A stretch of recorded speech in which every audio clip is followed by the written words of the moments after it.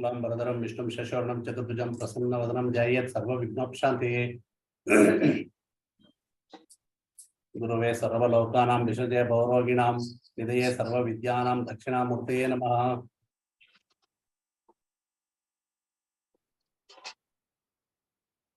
So ಈಗ ಇಲ್ಲಿ join ಆಗಿರೋ ಎಲ್ಲರಿಗೂ ಸ್ವಾಗತ ಬಯಸ್ತಾ ಇದ್ದೀನಿ. ಬಹಳ ದಿವಸ ಆಗಿತ್ತು ನಾನು ರೆಗ್ಯುಲರ್ ಕ್ಲಾಸ್ ಮಾಡಿ. ಹೌದು ಗುರುಗಳೇ, ತುಂಬಾನೇ ದಿವಸಗಳಾಗೋಗಿತ್ತು. ಸೊ ಅದಕ್ಕೆ ಇದೊಂದು ಚಿಕ್ಕದಾಗಿ ಕ್ಲಾಸ್ ಕೊಡೋಣ ಅಂತ ಹೇಳಿ ಉದ್ದೇಶ. ಧನ್ಯವಾದಗಳು ಗುರುಗಳೇ. ಎಲ್ಲರೂ ಎಲ್ಲ ತರ ಕ್ಲಾಸು ಮಾಡ್ತಾರೆ. ಮುಖ್ಯವಾಗಿ ಪರಿಹಾರಗಳು ಕೊಡೋದಿಲ್ಲ ಯಾರು. ಸಾಮಾನ್ಯವಾಗಿ ನಾನು ನೋಡ್ತೀನಿ ಬಹಳಷ್ಟು ಜನ ಕ್ಲಾಸ್ ಮಾಡ್ತಾರೆ, ಪರಿಹಾರಗಳ ಬಗ್ಗೆ ಯಾರು ಮಾತಾಡಲ್ಲ. ಪರಿಹಾರ ಕೊಟ್ಟರು ಸಣ್ಣ ಸಣ್ಣದಾಗಿ ಒಂದ್ ಸ್ವಲ್ಪ ಪರಿಹಾರ ಕೊಡ್ತಾರೆ, ಇಲ್ಲ ಅಂದ್ರೆ ದೊಡ್ಡ ಮಟ್ಟದ ಪರಿಹಾರ ಹೇಳ್ತಾರೆ. ಆ ಪರಿಹಾರ ಮಾಡೋದಕ್ಕೆ ನಮಗ್ ಶಕ್ತಿ ಇರಲ್ಲ. ಮಾಡಿದ ಖರ್ಚನ್ನ ಪರಿಹಾರ ಮಾಡ್ಕೊಳಕ್ ಮತ್ತೆ ಇನ್ನೊಂದು ಪರಿಹಾರ ಹುಡುಕ್ಬೇಕಾಗತ್ತೆ. ಸೊ ಪರಿಹಾರಕ್ಕೊಂದು ಪರಿಹಾರ ಹುಡುಕೋಂಗ ಆಗ್ಬಿಡತ್ತೆ. ಸೊ ಅದು ಅಷ್ಟೊಂದು ಒಳ್ಳೆ ಇದಲ್ಲ, ಸಮಂಜಸ ಅಲ್ಲ. ಎಲ್ಲದಕ್ಕೂ ದೊಡ್ಡ ಮಟ್ಟದ ಪರಿಹಾರಗಳ ಅವಶ್ಯಕತೆ ಖಂಡಿತ ಇರೋದಿಲ್ಲ. ಹಾಗೆ ಅಂತ ಪರಿಹಾರ ಅವಶ್ಯಕತೆ ಇಲ್ವಾ ಅಂದ್ರೆ ಖಂಡಿತ ಪರಿಹಾರದ ಅವಶ್ಯಕತೆಗಳು ಇರುತ್ತೆ. ಅದನ್ನೇ ತೀರ್ಸೋ ಪ್ರಯತ್ನ ನಾನು ಈ ಕ್ಲಾಸ್ ಮೂಲಕ ಮಾಡ್ತಾ ಇದ್ದೀನಿ. ಸೊ ತುಂಬಾ ಸಂತೋಷ ಆಯ್ತು, ಸುಮಾರು ಜನ ಜಾಯಿನ್ ಆಗಿದ್ದೀರಾ. ದಯವಿಟ್ಟು ವಿಡಿಯೋ ಆನ್ ಮಾಡ್ಕೊಂಡ್ರೆ ನನಗೂ ಒಂದು ಸಂತೋಷ ಆಗತ್ತೆ. ಎಲ್ಲಾನು ನೋಡ್ಕೊಂಡು ನಾನು ಕ್ಲಾಸಲ್ಲಿ ಕೂತ್ಕೊಂಡು ಪಾಠ ಮಾಡಿದ ಹಾಗೆ ಇರುತ್ತೆ ನನಗೂ. ಹೌದು ಗುರುಗಳೇ. ಜೊತೆಗೆ ನೀವು ಚೆನ್ನಾಗಿ ಕನೆಕ್ಟ್ ಆಗ್ತೀರಾ. ನಾನ್ ಮಾಡಿದ ಪಾಠ ನಿಮ್ಗೆ ಚೆನ್ನಾಗಿ ಅರ್ಥ ಕೂಡ ಆಗತ್ತೆ. ಸೊ ಯಾಕೆ ಆನ್ ಮಾಡೋದಿಲ್ಲ ಅನ್ನೋದು ನನ್ಗೆ ಅರ್ಥ ಆಗಿಲ್ಲ. ಸೊ ದಯವಿಟ್ಟು ಆನ್ ಮಾಡ್ಕೊಳ್ಳಿ.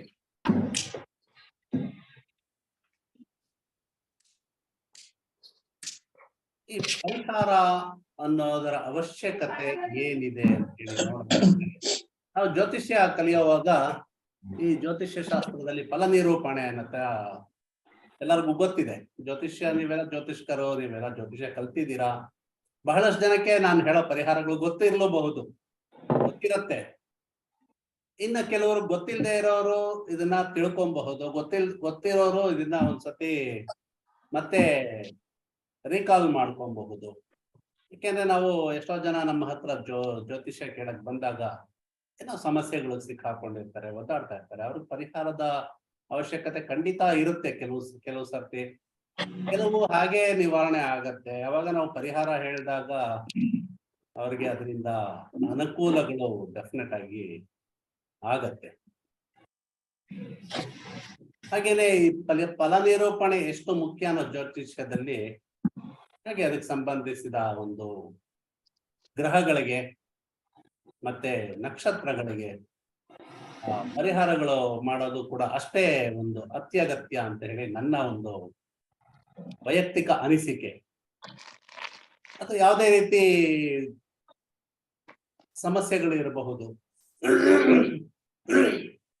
ಯಾವುದರಿಂದ ಬಂದಿದೆ ಅನ್ನೋದು ಕೂಡ ಮುಖ್ಯ ಆಗುತ್ತೆ. ಜಾತಕದಲ್ಲಿರೋ ದೋಷಗಳಿರಬಹುದು, ಗೋಚಾರದಲ್ಲಿ ಗ್ರಹಗಳ ಪರಿಭ್ರಮಣ ಏನಿರುತ್ತೆ ಆ ಪರಿಭ್ರಮಣದಿಂದ ಸಮಸ್ಯೆಗಳು ಬರಬಹುದು. ಅಥವಾ ದಶಭುಕ್ತಿಗಳ ಕಾಲದಲ್ಲಿ, ದಶಭುಕ್ತಿಗಳ ಕಾಲದಲ್ಲಿ, ಅಂತರ್ಭುಕ್ತಿನಲ್ಲಿ ಈ ತರ ಅವಾಗ್ಲೂ ಕೂಡ ಸಮಸ್ಯೆಗಳು ಉದ್ಭವ ಆಗಬಹುದು. ಇನ್ನ ಮುಖ್ಯವಾಗಿ ವಾಸ್ತು ದೋಷದಿಂದನೂ ಕೂಡ ಸಮಸ್ಯೆಗಳು ಬಂದಿರಬಹುದು. ಅದನ್ನು ಕೂಡ ನಾವು ಜಾತಕ ನೋಡಿ ವಿಮರ್ಶೆ ಮಾಡಬಹುದು. ಆಕ್ಚುಲಿ ವಾಸ್ತು ಕ್ಲಾಸ್ ಮಾಡ್ತೀನಿ, ಅದರಲ್ಲಿ ನಿಮ್ಗೆ ಇದರ ಬಗ್ಗೆ ಸಾಕಷ್ಟು ವಿವರಣೆಗಳು ಸಿಗತ್ತೆ. ಹಾಗೇನೆ ಯಾವುದಕ್ಕೆ ಯಾವ ಕಾಲದಲ್ಲಿ ಯಾವ ರೀತಿ ಸಮಸ್ಯೆಗೆ ಪರಿಹಾರ ಮಾಡಬೇಕು ಅನ್ನೋದು ಕೂಡ ಅಷ್ಟೇ ಮುಖ್ಯ ಆಗುತ್ತೆ. ಯಾವ ಸಮಯದಲ್ಲಿ ಏನ್ ಸಮಸ್ಯೆ ಬರುತ್ತೆ ಅನ್ನೋದು ಮನುಷ್ಯನಿಗೆ ಸಾಮಾನ್ಯವಾಗಿ ಗೊತ್ತಿರಲ್ಲ. ಅದನ್ನ ತಿಳ್ಕೊಳ್ಬೇಕು ಅಂದ್ರೆ ನಾವು ಜಾತಕದ ಮೊರೆ ಹೋಗ್ಬಹುದು. ಜಾತಕದಿಂದ ನಮ್ಗೆ ಸಾಕಷ್ಟು ವಿಚಾರಗಳು ಗೊತ್ತಾಗುತ್ತೆ. ಯಾವ್ದ್ರಿಂದ ಸಮಸ್ಯೆ ಬಂದಿದೆ, ಯಾಕೆ ಬಂದಿದೆ, ಹೇಗೆ ಬಂದಿದೆ, ಯಾವ ಗ್ರಹದಿಂದ ಬಂದಿದೆ, ಯಾವ ನಕ್ಷತ್ರದಿಂದ ಬಂದಿದೆ.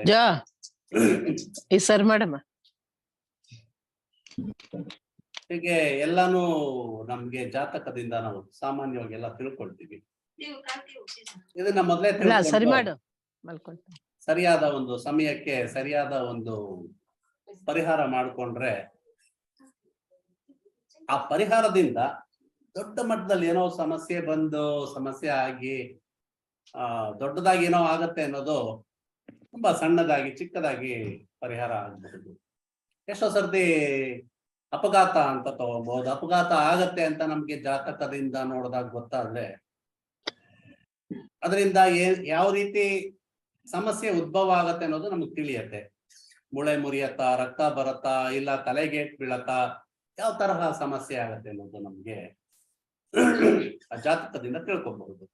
ಅದ್ ತಿಳ್ಕೊಂಡ್ಮೇಲೆ ಅದಕ್ಕೆ ಪರಿಹಾರ ಅಂತ ಮಾಡ್ಕೊಂಡಾಗ ಎಷ್ಟೋ ಸರ್ತಿ ದೊಡ್ಡ ಮಟ್ಟದಲ್ಲಿ ಆಗ್ಬೇಕಾದ ಒಂದು ಅಪಘಾತ ಏನಿದೆ, ಆಕ್ಸಿಡೆಂಟ್ ಏನಿದೆ, ಅದು ತುಂಬಾ ಸಣ್ಣದಾಗಿ ಆಗಿ ಅದರಿಂದ ಇವ್ರು ಬಚಾವಾಗೋ ಚಾನ್ಸಸ್ ತುಂಬಾ ಜಾಸ್ತಿ ಇರುತ್ತೆ. ಕಾಲ್ ಮುರಿಯತ್ತೆ ಅಂತ ಇರಬಹುದು, ಕಾಲ್ ಮೂಲೆ ಮುರಿಯತ್ತೆ ಅಂತ ಇರಬಹುದು, ಸಣ್ಣದಾಗಿ ಕಾಲಿಗೆ ತಚ್ಚಿದ ಗಾಯ ಆಗ್ಬೋದು. ಪರಿಹಾರ ಮಾಡ್ಕೊಂಡಿರೋದ್ರಿಂದ ಹೀಗೆ ಪರಿಹಾರಗಳಿಂದ ನಮ್ಗೆ ಉಪಯೋಗ ಅಂತೂ ಡೆಫಿನೆಟ್ ಆಗಿ ಇದ್ದೇ ಇದೆ.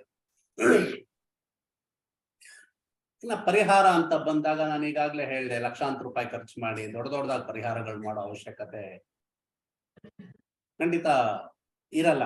ಎಲ್ಲದಕ್ಕೂ ಅಷ್ಟು ಮಾಡೋ ಅವಶ್ಯಕತೆ ಬರೋದಿಲ್ಲ. ಬಟ್ ಕೆಲವೊಮ್ಮೆ ಏನು ಮಾಡಕ್ಕಾಗಲ್ಲ, ತುಂಬಾ ದೊಡ್ಡ ಮಟ್ಟದ ವಿಪತ್ತಿದೆ ಅನ್ನೋವಾಗ ಕೆಲವು ಸರ್ತಿ ಖರ್ಚು ಮಾಡ್ಬೇಕಾಗಿ ಬರಬಹುದು. ಬಟ್ ಎಲ್ಲದಕ್ಕೂ ಅಷ್ಟೊಂದು ದೊಡ್ಡ ದೊಡ್ಡ ಪರಿಹಾರಗಳು, ಈಗ ಕೆಲವು ಜ್ಯೋತಿಷ್ಕರ ಹತ್ರ ಹೋದ್ರೆ ನೀವು ಅವರು ಹೇಳೋ ಲಿಸ್ಟ್ ನೋಡಿದಾಗ್ಲೇನೆ ನಮ್ಗೆ ಹೆದರಿಕೆ ಆಗ್ಬಿಟ್ಟು, ಬೇಡ ಅಪ್ಪ ಈ ಪರಿಹಾರ ಸಹವಾಸನೆ ಬೇಡ, ಅಯ್ಯೋ ಇದಕ್ಕಿಂತ ನಾವು ಹಾಗೆ ಏನಾದ್ರು ಆಗಿ ಹೋಗುದ್ರೇನೆ ಬೆಟರು ಅಂತ ಎಷ್ಟೋ ಸರ್ತಿ ಅನ್ಕೊಳ್ಳೋ ಚಾನ್ಸಸ್ ಜಾಸ್ತಿ ಇರುತ್ತೆ.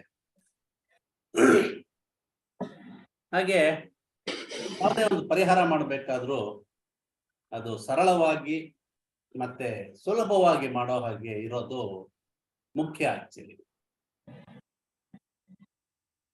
ಹಾಗೇನೆ ಸಮಸ್ಯೆ ಅನ್ನೋದು ಯಾವ ಕಾರಣಕ್ಕೆ ಬಂದಿದೆ, ಹಾಗೆ ಆ ಸಮಸ್ಯೆಗಳಿಂದ ನಾವು ಹೇಗೆ ಬಳಲ್ತೀವಿ, ಹಾಗೆ ಅದಕ್ಕೆ ಪರಿಹಾರ ಮಾಡಿಕೊಳ್ಳೋ ಒಂದು ಅವಶ್ಯಕತೆ ಇದೆಯಾ, ಹಾಗೆ ಮಾಡಿಕೊಂಡ ಪರಿಹಾರಗಳಿಂದ ನಮ್ಮ ಸಮಸ್ಯೆ ಮುಗಿಬಹುದಾ, ಕೊನೆ ಆಗ್ಬಹುದಾ. ಸೊ ಹೀಗೆ ಪ್ರಶ್ನೆಗಳ ಮೇಲೆ ಪ್ರಶ್ನೆಗಳ ಸರಮಾಲೆನೆ ನಮ್ಮಲ್ಲಿ ಉದ್ಭವ ಆಗಿರುತ್ತೆ. ಒಂದು ನಿಮಿಷ.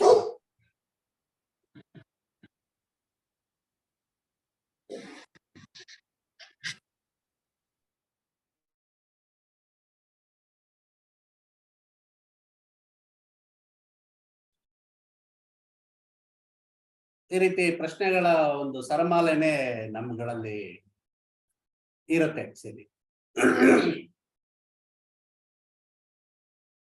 ಈ ಎಲ್ಲಾ ಒಂದು ಜಾತಕದಲ್ಲಿ ಕಂಡು ಬಂದ ಎಲ್ಲಾ ದೋಷಕ್ಕೂ ಪರಿಹಾರ ಇದೆ ಅಂತ ನಾನು ಹೇಳಕ್ಕೆ ಇಷ್ಟಪಡಲ್ಲ.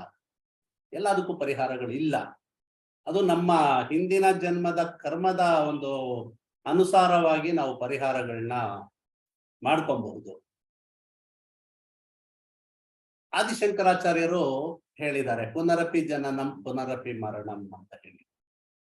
ಒಬ್ಬ ಮನುಷ್ಯ ಹುಟ್ಟಿದ ಮೇಲೆ ಅವನು ಸಾಯಲೇಬೇಕು, ಸತ್ಮೇಲೆ ಮತ್ತೆ ಹುಟ್ಟಲೇಬೇಕು. ಯಾವುದೇ ರೂಪದಿಂದ ಹುಟ್ಟಬಹುದು, ಅನೇಕ ವಿಧದಲ್ಲಿ ಹುಟ್ಟಬಹುದು.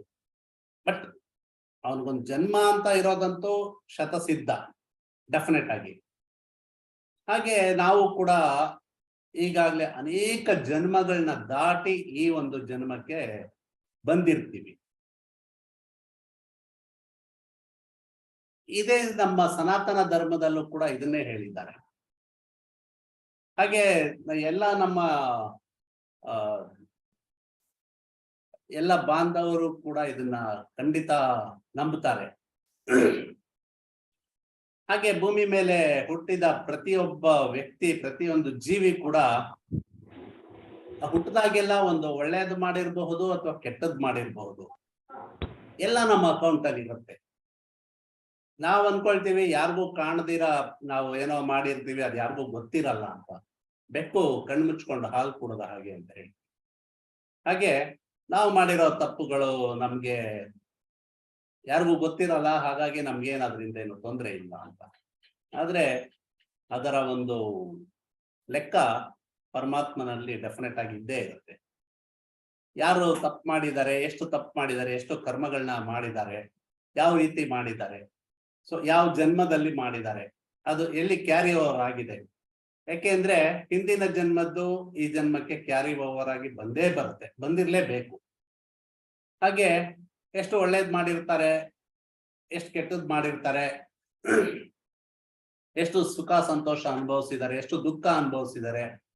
ಹಾಗೇನೆ ಈ ಜನ್ಮದಲ್ಲಿ ಎಷ್ಟು ಸುಖ ಅನುಭವಿಸ್ಬೇಕು, ಎಷ್ಟು ಸಂತೋಷ ಅನುಭವಿಸ್ಬೇಕು, ಎಷ್ಟು ದುಃಖ ಅನುಭವಿಸ್ಬೇಕು ಅನ್ನೋದನ್ನ ದೇವರು ನಿರ್ಣಯ ಮಾಡಿ ಈ ಭೂಮಿಗೆ ನಮ್ಮನ್ನ ಕಳಿಸಿರ್ತಾನೆ. ಹಾಗೆ ನಮ್ಗೆ ಜಾತಕ ನೋಡಿದಾಗ, ಅಂದ್ರೆ ಪಂಚಮ ಸ್ಥಾನ ಮತ್ತೆ ನವಮ ಸ್ಥಾನ ನೋಡಿದಾಗ ನಮ್ಗೆ ಹಿಂದಿನ ಜನ್ಮದ ಮತ್ತೆ ಈ ಜನ್ಮದ ಮುಂದಿನ ಜನ್ಮದ ಬಗ್ಗೆ ನಾವು ಖಂಡಿತವಾಗಿ ವಿಶ್ಲೇಷಣೆ ಮಾಡಿ ಪ್ರಿಡಿಕ್ಟ್ ಮಾಡಬಹುದು. ಹಾಗೆ ಹಿಂದಿನ ಜನ್ಮದ ಮತ್ತೆ ಈ ಜನ್ಮದ ಕರ್ಮ ಫಲಗಳು ಏನಿರುತ್ತೆ, ಆ ಕರ್ಮ ಫಲಗಳ ಅನುಗುಣವಾಗಿ ಒಳ್ಳೆ ಮತ್ತೆ ಕೆಟ್ಟ ಪರಿಣಾಮಗಳನ್ನ ಪ್ರತಿಯೊಂದು ಜೀವಿನೂ ಅನುಭವಿಸ್ಲೇಬೇಕಾಗತ್ತೆ. ಹೀಗೆ ಹಾಗಿದ್ರೆ ಇಷ್ಟೆಲ್ಲ ಇದ್ಮೇಲೆ ಇನ್ನ ಅದಕ್ಕೆ ಪರಿಹಾರ ಮಾಡೋ ಅಗತ್ಯತೆ ಇದೆಯಾ ಅಂತ ಮತ್ತೆ ಇಲ್ಲಿ ಕ್ವಶನ್ ಮಾರ್ಕ್ ಬರುತ್ತೆ ನಮ್ಗೆ. ಹಾಗೆ ಸುಮಾರು ಜನ ನಮ್ಮ ಹತ್ರ ಬಂದಾಗ ಕೇಳ್ತಾರೆ, ಹಿಂದಿನ ಜನ್ಮದ್ದು ನೀವು ಅನುಭವಿಸ್ತಾ ಇದ್ದೀರಪ್ಪ, ಏನು ಮಾಡಕ್ ಆಗಲ್ಲ, ಇದಕ್ಕೆಲ್ಲ ಪರಿಹಾರಗಳಿಲ್ಲ ಅಂದಾಗ, ಅಥವಾ ಯಾವ್ದಾದ್ರು ಒಂದು ಸಣ್ಣ ಪರಿಹಾರ ಹೇಳಿ ಇದಕ್ಕೆ ಮಾಡ್ಕೊಳ್ಳಿ ಅಂತ ಹೇಳಿದಾಗ ನಮ್ಮಲ್ಲಿ ಪ್ರಶ್ನೆ ಮಾಡೋದು ಉಂಟು. ಪರಿಹಾರ ಆಗದೆ ಇದ್ರೆ ಅದಕ್ಕೆ ನಾವು ಪರಿಹಾರ ಯಾಕೆ ಮಾಡ್ಕೊಬೇಕು? ಪರಿಹಾರ ಮಾಡಿದ ಫಲ ಕೊಡದೆ ಇದ್ರೆ ಇನ್ ಪರಿಹಾರ ನೆಸೆಸಿಟಿ ಇದೆಯಾ ಅಂತ. ಜ್ಯೋತಿಷ್ಯ ಅನ್ನೋದು ವಿಜ್ಞಾನ ಮತ್ತೆ ಆಧ್ಯಾತ್ಮಿಕತೆಯ ಒಂದು ಸಂಗಮ ಅಂತ ಹೇಳಿ ನಾನು ಹೇಳಕ್ ಇಷ್ಟಪಡ್ತೀನಿ. ಅದು ಏನೇ ಇದ್ರೂನು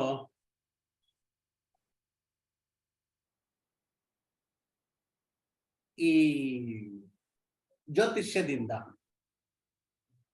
ಮನುಷ್ಯ ಅವನು ಮಾಡಿರೋ ಕರ್ಮಗಳಿಗೆ ಅನುಸಾರವಾಗಿ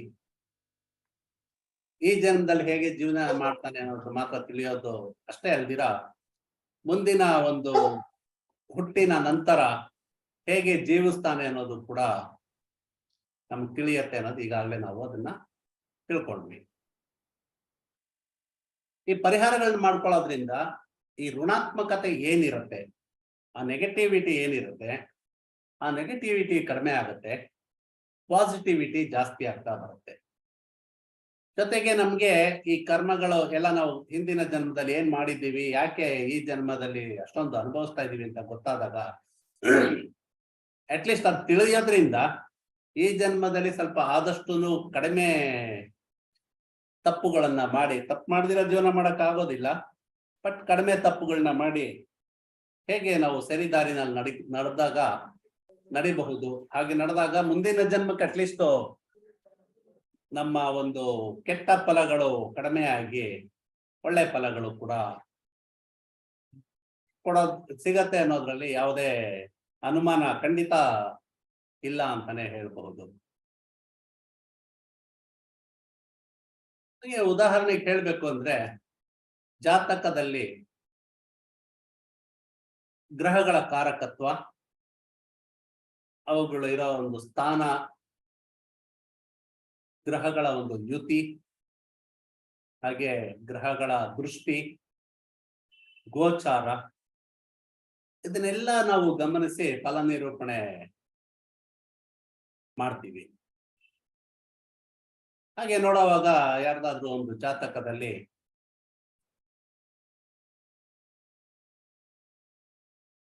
ಸಮಸ್ಯೆ ಇದೆ ಅಂತ ಗೊತ್ತಾದಾಗ, ಅಥವಾ ಯಾವ್ದಾದ್ರು ಒಂದು ಅಂಗ ಹೀನನಾಗ್ತಾನೆ, ಯಾವ್ದೋ ಒಂದು ಅಂಗ ಕಳ್ಕೊಳ್ತಾನೆ ಅಂತ ಗೊತ್ತಾದಾಗ ಅಥವಾ ಯಾವ್ದಾದ್ರೂ ಒಂದು ಭಾಗಕ್ಕೆ, ಮನುಷ್ಯನ ದೇಹದ ಯಾವ್ದಾದ್ರೂ ಒಂದು ಭಾಗಕ್ಕೆ ವಿಪರೀತವಾದ ಗಾಯ ಆಗಬಹುದು ಅಂತ ಕಂಡು ಬಂದ್ರೆ, ಆ ಜಾತಕರು ಯಾರಿರ್ತಾರೆ ಅವರು ಆ ಗ್ರಹಕ್ಕೆ ಅಥವಾ ಆ ಗ್ರಹ ಪರಿಭ್ರಮಣ ಮಾಡ್ತಾ ಇರೋ ನಕ್ಷತ್ರಕ್ಕೆ ಸಂಬಂಧ ಹೇಗಿದೆ ನೋಡ್ಕೊಂಡು ಆ ಸಂಬಂಧದಂತೆ ಮಂತ್ರ ಜಪ ಮಾಡಿದ್ರೆ ಅಥವಾ ಆ ಗ್ರಹಕ್ಕೆ ಹೇಳಿರೋ ಒಂದು ಪರಿಹಾರಗಳನ್ನ ಮಾಡ್ಕೊಳ್ಳೋದ್ರಿಂದ ಈ ಅನಾಹುತಗಳಿಂದ ತಪ್ಪಿಸ್ಕೊಂಡು ಹೊರಗೆ ಬರ್ಬೋದು. ಹಾಗೆ ಅಂತ ಪೂರ್ತಿಯಾಗಿ ಹೊರಗೆ ಬರ್ತಾರ ಅಂದ್ರೆ ಅದಿಲ್ಲ. ನಾನು ಅವಾಗ್ಲೇ ಹೇಳಿದಾಗೆ ಸಣ್ಣದಾಗಿ ಒಂದು ತರ್ಚಿದ ಗಾಯ ಆಗಿ ಅದರಿಂದ ಹೊರಗೆ ಬರ್ತಾರೆ. ಸಣ್ಣ ಮಟ್ಟದಲ್ಲಿ ಆಗತ್ತೆ, ಅವಾಗ ದೊಡ್ಡದಾಗೋದು ಸಣ್ಣದಲ್ಲಿ ಹೋಗುತ್ತೆ.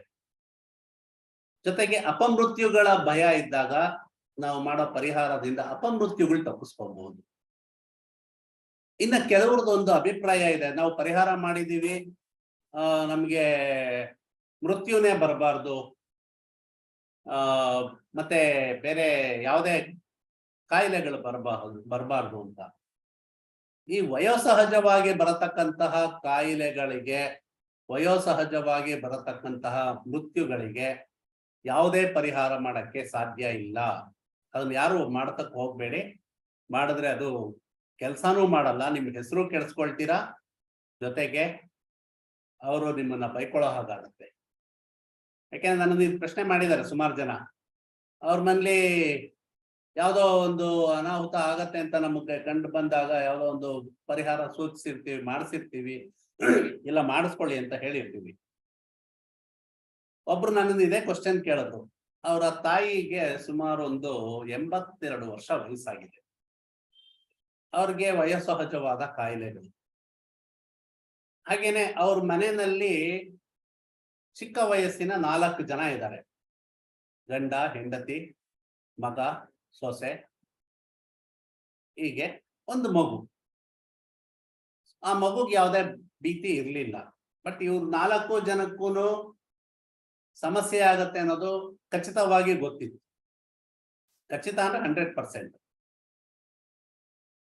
ಅದಕ್ಕೆ ಪರಿಹಾರ ಮಾಡಿದ್ವಿ. ಪರಿಹಾರ ಮಾಡಿದ ದಿವಸನೇ ಅವ್ರಿಗೆ ಅದರದ್ದು ರಿಸಲ್ಟ್ ಗೊತ್ತಾಯ್ತು.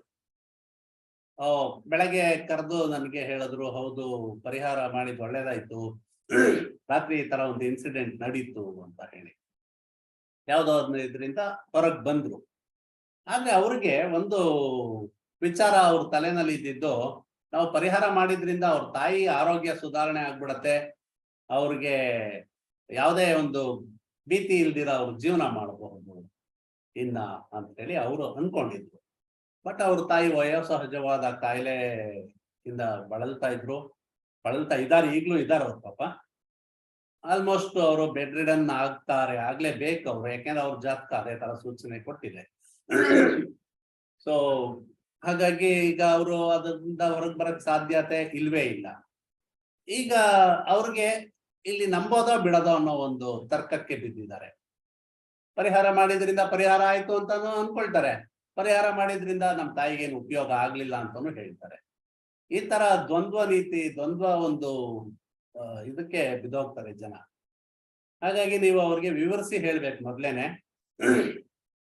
ವಯೋಸಹಜವಾದ ಕಾಯಿಲೆಗಳಿಗೆ ಮತ್ತೆ ಆಯುಸ್ಸು ಮುಗಿದು ಮೃತ್ಯು ಸಂಭವಿಸಿದ್ರೆ ಅದಕ್ಕೇನು ಮಾಡಕ್ ಆಗಲ್ಲ ಅನ್ನೋದನ್ನ ನೀವು ಮೊದ್ಲೇ ಅವ್ರಿಗೆ ತಿಳಿಸ್ಬಿಡೋದು ಒಳ್ಳೇದು.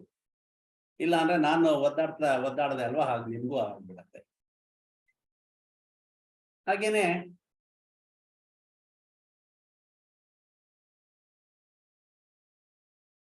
ಈ ಮಗು ಜನಿಸಿದಾಗ ಸೌರಮಂಡಲದಲ್ಲಿ ಗ್ರಹಗಳು ಯಾವ ಸ್ಥಾನಗಳಲ್ಲಿರುತ್ತೆ ಅವುಗಳಿಗೆ ಅನುಗುಣವಾಗಿ ಜಾತಕ ನಾವೆಲ್ಲ ತಯಾರು ಮಾಡ್ತೀವಿ.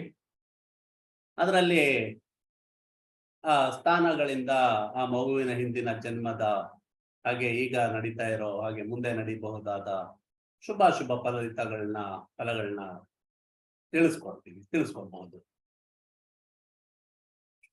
ಈ ಆತ್ಮ ಅನ್ನೋದೇನಿದೆ, ಒಂದು ಜನ್ಮ ಪಡೆಯೋದಕ್ಕೆ ಒಂದು ಸ್ಥಳನ ಗುರುತು ಮಾಡಿಕೊಂಡು ಆ ದೇಹದಲ್ಲಿ ಆವಿರ್ಭವಿಸಿದ ಕೂಡಲೇ ಆ ಆತ್ಮಕ್ಕೆ ಸಂಬಂಧಿಸಿದ ಎಲ್ಲಾ 9 ಗ್ರಹಗಳು, ಅದರಲ್ಲೂ ಮುಖ್ಯವಾಗಿ ಪಂಚಮ ಮತ್ತೆ ನವಮ ಭಾವಗಳ ಗ್ರಹಗಳು ಮತ್ತೆ ಅವುಗಳ ಕಾರಕತ್ವಗಳು ಹಿಂದಿನ ಜನ್ಮದಲ್ಲಿ ಮಾಡಿರೋ ಕರ್ಮಗಳಿಗೆ ಅನುಸಾರವಾಗೇನೆ ಆ ಜಾತಕದಲ್ಲಿ ಸ್ಥಿತರಾಗ್ತಾರೆ. ಅದು 100% ಸತ್ಯವಾಗಿರುತ್ತೆ. ಟೈಮು ಡೇಟು ಪ್ಲೇಸ್ ಎಲ್ಲ ಕರೆಕ್ಟ್ ಆಗಿರೋರ್ದು ಜಾತಕ ಹಾಕಿ ನೀವು ನೋಡಿ. ಎಷ್ಟೋ ಸರ್ತಿ ದಶಾಭುಕ್ತಿ ನೋಡಿ ನಾವು ಪ್ರಿಡಿಕ್ಟ್ ಮಾಡಿರೋದು ಸತ್ಯ ಆಗೋಗಿರುತ್ತೆ. ಯಾರೋ ಒಬ್ರು ಹೀಗೆ ಬಂದ್ರು, ಬಿದ್ದೋದೆ ನಾನು, ಈ ತರ ಏಟ್ ಬಿತ್ತು ನನಗೆ ಅಂತ ಹೇಳಿದ್ರು. ನಾನು ಅವ್ರದ್ದು ದಶಾಭುಕ್ತಿ ನೋಡದೆ ಅದಕ್ಕೆ ಅವರು ಬಿದ್ದಿದ್ದ ದಿವಸದ ದಿನಕ್ಕೇನೆ ಕರೆಕ್ಟ್ ಆಗಿ ಆ ಗ್ರಹ ಇದು ಭುಕ್ತಿ ಸ್ಟಾರ್ಟ್ ಆಗಿದೆ, ಇನ್ನೊಂದು ಗ್ರಹದ ಭುಕ್ತಿ ಸ್ಟಾರ್ಟ್ ಆಗಿದೆ. ಅದು ಟೈಮ್ ಸಮೇತ ನಾನು ಅವ್ರಿಗೆ ಹೇಳಿದೆ, ನೋಡಿ ಇಂಥ ದಿವಸನೇ, ಇಂಥ ಡೇಟ್ ಅಲ್ಲಿ ಇಂಥ ದಿವಸನೇ ಇಷ್ಟು ಗಂಟೆ ಇಷ್ಟು ನಿಮಿಷಕ್ಕೆ ನೀವು ಬಿದ್ದಿರ್ತೀರಾ ಅಂತ. ತುಂಬಾ ಖುಷಿ ಪಟ್ರು ಅವರು. ಅಯ್ಯೋ ಹೌದು, ನೀವು ಹೇಳ್ತಾ ಇರೋದು ತುಂಬಾ ಸತ್ಯ, ನಾನು ಇದೇ ಟೈಮಲ್ಲಿ ಬಿದ್ದಿದ್ದು ಅಂತ. ಅಷ್ಟು ಅಕ್ಯುರೇಟ್ ಆಗಿ ನಾವು ಪ್ರಿಡಿಕ್ಟ್ ಮಾಡಬಹುದು, ದಶಾಭುಕ್ತಿ ಒಂದು ಇಟ್ಕೊಂಡ್ರೆ ಸಾಕು. ಆತರ ಪಂಚಮ ಸ್ಥಾನ ನವಮ ಸ್ಥಾನ ಎಲ್ಲ ಅಲ್ಲಿ ಗ್ರಹಗಳು, ಮತ್ತೆ ಎಲ್ಲಾ ಗ್ರಹಗಳು ಅಷ್ಟೇನೆ ಇವರು ಮಾಡಿರೋ ಕರ್ಮಗಳಿಗೆ ಅನುಗುಣವಾಗಿ ಆ ಗ್ರಹಗಳು ಸ್ಥಿತವಾಗಿರುತ್ತೆ. ಒಂದು ಜಾತಕ ತಗೊಂಡಾಗ ನಮ್ಗೆ ಕ್ಲೀನ್ ಆಗಿ ಅಲ್ಲಿ ಗೊತ್ತಾಗುತ್ತೆ ಎಲ್ಲಿಂದ ಸಮಸ್ಯೆ ಉದ್ಭವ ಆಗ್ತಾ ಇದೆ ಅಂತ.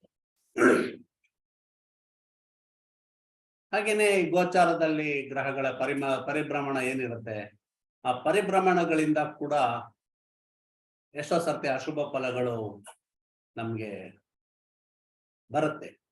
ಅದಕ್ಕೆ ವರ್ಷಕ್ಕೆ ಒಂದ್ ಸರ್ತಿ ವರ್ಷ ಫಲ ಜಾತಕನ ನಾವು ರೆಡಿ ಮಾಡ್ಕೊಬೇಕು. ಯುಗಾದಿ ಹಬ್ಬದ ದಿವಸ ಒಂದು ಜಾತಕನ ಮಾಡಿ ನಾವು ವರ್ಷದ್ದು ಪೂರ್ತಿ ಬರೆದಿಟ್ಕೊಂಡಾಗ ನಮ್ಗೆ ಚೆನ್ನಾಗಿ ಗೊತ್ತಾಗತ್ತೆ ಇಂಥ ಟೈಮಲ್ಲಿ ಹೀಗಾಗತ್ತೆ. ಸೊ ಅದಕ್ಕೆ ನಾವು ಮೊದಲೇ ಸಿದ್ಧವಾಗಿ ಅದಕ್ಕೆ ಏನ್ ಬೇಕೋ ಪರಿಹಾರಗಳನ್ನ ಮಾಡ್ಕೊಬಹುದು. ಸೊ ಸುಖವಾಗಿ ಜೀವನ ಮಾಡಬಹುದು. ಇಲ್ಲ ತುಂಬಾ ಕಷ್ಟ ಬರುತ್ತೆ ಅಂದ್ರೆ ಅಲ್ಪ ಸ್ವಲ್ಪದ್ರಲ್ಲಿ ಹೋಗುತ್ತೆ.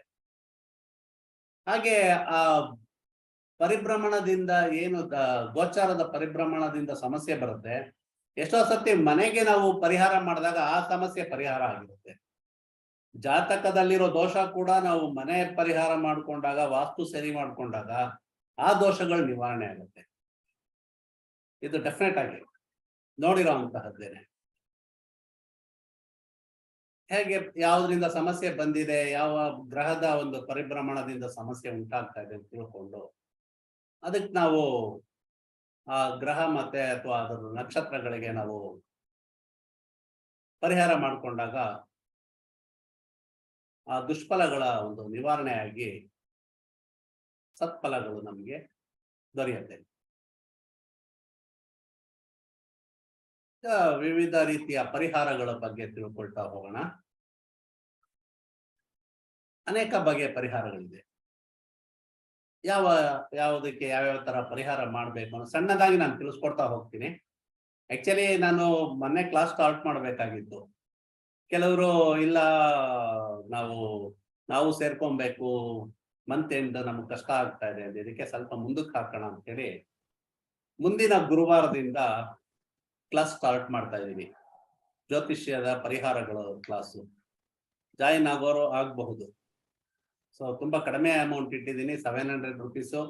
ಎಲ್ಲ 27 ನಕ್ಷತ್ರಗಳದ್ದು ಪರಿಹಾರಗಳು ತಿಳಿಸ್ತೀನಿ. ಜೊತೆಗೆ 9 ಗ್ರಹಗಳ ಪರಿಹಾರಗಳನ್ನು ಕೂಡ ತಿಳಿಸ್ಕೊಡ್ತೀನಿ. ಅದು ತುಂಬಾ ಸುಲಭವಾಗಿ ಮಾಡುವಂಥದ್ದು, ತುಂಬಾ ಈಸಿಯಾಗಿ ಮಾಡಿಕೊಂಡು ಹೋಗುವಂತಹ ಪರಿಹಾರಗಳನ್ನ ನಾನು ತಿಳಿಸಕ್ಕೆ ಇಷ್ಟಪಡ್ತೀನಿ.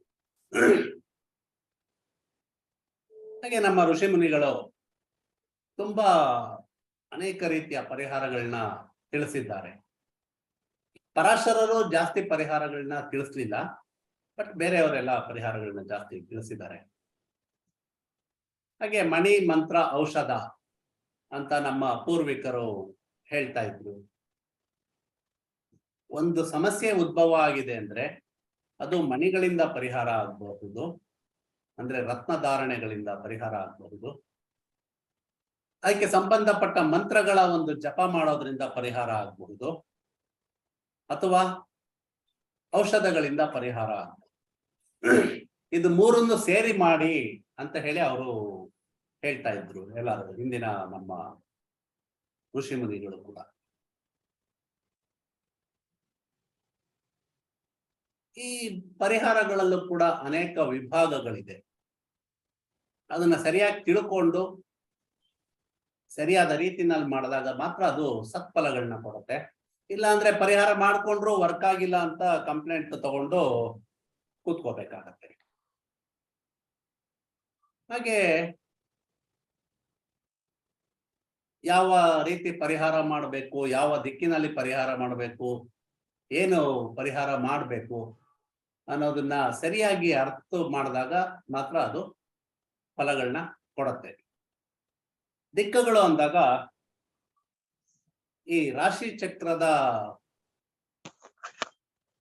ಚಕ್ರ ಏನಿರತ್ತೆ ಅದಕ್ಕೆ ಪ್ರತಿಯೊಂದು ಇದು ಕೂಡ ದಿಕ್ಕುಗಳಿಗೆ ಅನುಗುಣವಾಗಿಯೇ ಇರುತ್ತೆ. ಆ ರಾಶಿ ಚಕ್ರದಲ್ಲಿ ಇರತಕ್ಕಂತಹ ಮನೆಗಳು 12 ಮನೆಗಳೇನಿದೆ 12 ಕೂಡ ದಿಕ್ಕುಗಳಿಗೆ ಅನುಗುಣವಾಗಿಯೇ ಇರುತ್ತೆ. ಹಾಗೆ ತತ್ವಗಳು ಅಂತ ಹೇಳ್ತೀವಿ. ಪಂಚತತ್ವಗಳು ಎಲ್ಲರಿಗೂ ಗೊತ್ತಿರುತ್ತೆ. ಪಂಚತತ್ವಗಳಿಗೆ ಅನುಗುಣವಾಗಿರುತ್ತೆ. ಗ್ರಹಗಳಿಗೂ ತತ್ವಕ್ಕೂ ಒಂದು ಸಂಬಂಧ ಡೆಫಿನೆಟ್ ಆಗಿ ಇದ್ದೇ ಇರುತ್ತೆ. ವರ್ಣಗಳು ಅಂತ ಹೇಳ್ತೀವಿ. ವರ್ಣ ಮತ್ತೆ ಅಥವಾ ಜಾತಿ ಅಂತ ಹೇಳ್ತೀವಿ. ಜಾತಿ ಅಂದ್ರೆ ನಾವು ನಮ್ಮ ಮನುಷ್ಯರು ಮಾಡ್ಕೊಂಡಿರೋ ಜಾತಿಗಳಲ್ಲ, ಇದು ಬೇರೆ ರೀತಿಯಲ್ಲಿ ಜಾತಿ ಬರುತ್ತೆ. ಆ ಜಾತಿಗಳಿಗೆ ಏನು ಗ್ರಹಗಳಿಗೆ ಹೇಳಿರೋಂತಹ ವರ್ಣಗಳು ಅಂತ. ಮತ್ತೆ ಹೋರ ಅಂದ್ರೆ ಪ್ರತಿದಿನ ಯಾವ ವಾರ ಇರುತ್ತೆ ಆ ವಾರದ ಅಧಿಪತಿ ಅವನ ಹೆಸರಿನಿಂದನೇ ಆ ಮೊದಲನೇ ಹೋರೆ ಸ್ಟಾರ್ಟ್ ಆಗುತ್ತೆ. ಹಾಗೆ ಮೂಲ ಧಾತು ಜೀವ ಅಂತ ಹೇಳಿ. ಮೂಲ ಅಂದ್ರೆ ಜಡ ವಸ್ತುಗಳು ಅಂತ ಹೇಳ್ಬಹುದು. ಬೇರುಗಳು, ಗೆಡ್ಡೆ ಗೆಣಸುಗಳು, ಗಿಡ ಮರಗಳು, ಹೂವು ಹಣ್ಣುಗಳು, ಇದೆಲ್ಲ ಮೂಲಕ್ಕೆ ಬಂದ್ಬಿಡತ್ತೆ. ಕಂದ ಮೂಲಾದಿಗಳು ಅಂತ ಹೇಳಿ ಹಿಂದಿನ ನಮ್ಮ ಗ್ರಂಥಗಳಲ್ಲಿ ನೋಡ್ತೀವಿ ಸುಮಾರು.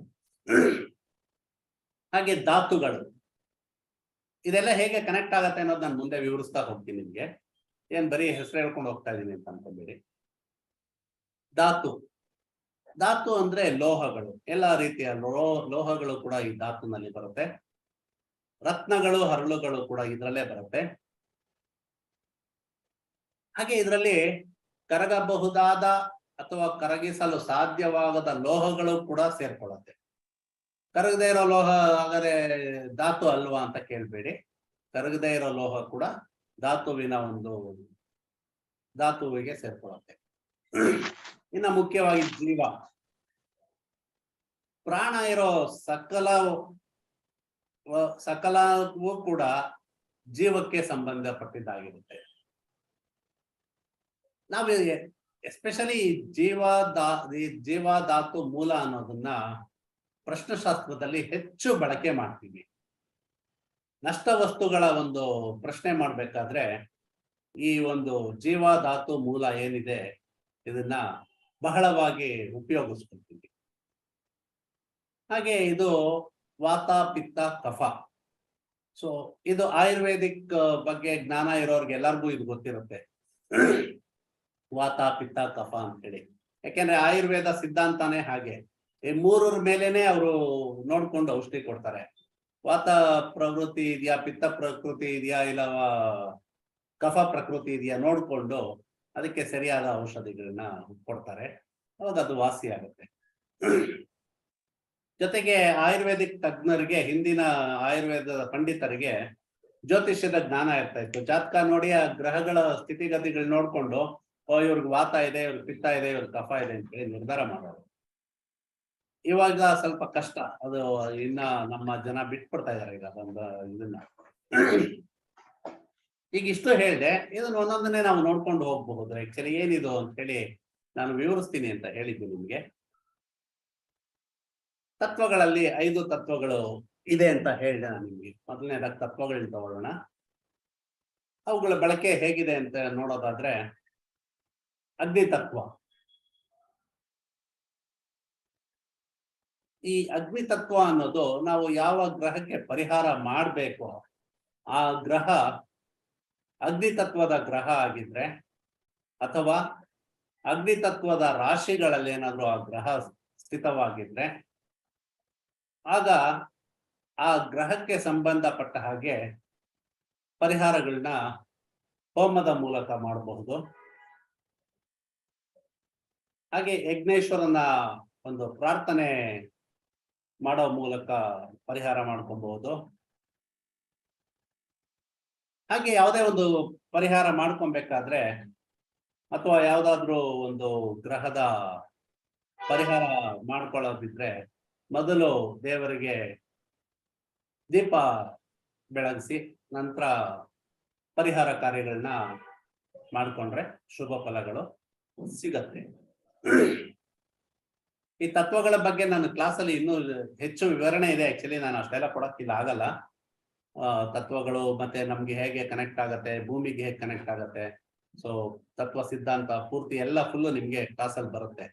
ಈಗ ನಾನು ಸ್ವಲ್ಪ ಬ್ರೀಫ್ ಮಾಡ್ಕೊಂಡು ಹೋಗ್ತೀನಿ ಅಷ್ಟೇನೆ. ಇನ್ನು ವಾಯು ತತ್ವ, ನಾವು ಯಾವ ಗ್ರಹಕ್ಕೆ ಪರಿಹಾರ ಮಾಡಬೇಕು ಆವಾಗಲೇ ಹೇಳಿದಾಗೆ ಅದು ಯಾವ ತತ್ವದ್ದು ಅಂತ ನೋಡ್ಬೇಕಾಗತ್ತೆ. ವಾಯು ತತ್ವದಲ್ಲಾಗಿದ್ರೆ ಅಥವಾ ಗ್ರಹ ವಾಯು ತತ್ವ ರಾಶಿಗಳಲ್ಲಿದ್ರೆ ಅವಾಗ ಮಂತ್ರಗಳ ಮೂಲಕ, ಸ್ತೋತ್ರಗಳನ್ನ ಪಠಿಸೋ ಮೂಲಕ ಮತ್ತೆ ಹೋಮಗಳನ್ನು ಕೂಡ ಮಾಡೋ ಮೂಲಕ ಆ ಒಂದು ಗ್ರಹದಿಂದ ಬರತಕ್ಕಂತಹ ದುಷ್ಫಲಗಳನ್ನ ನಾವು ನಿವಾರಣೆ ಮಾಡ್ಕೊಬಹುದು.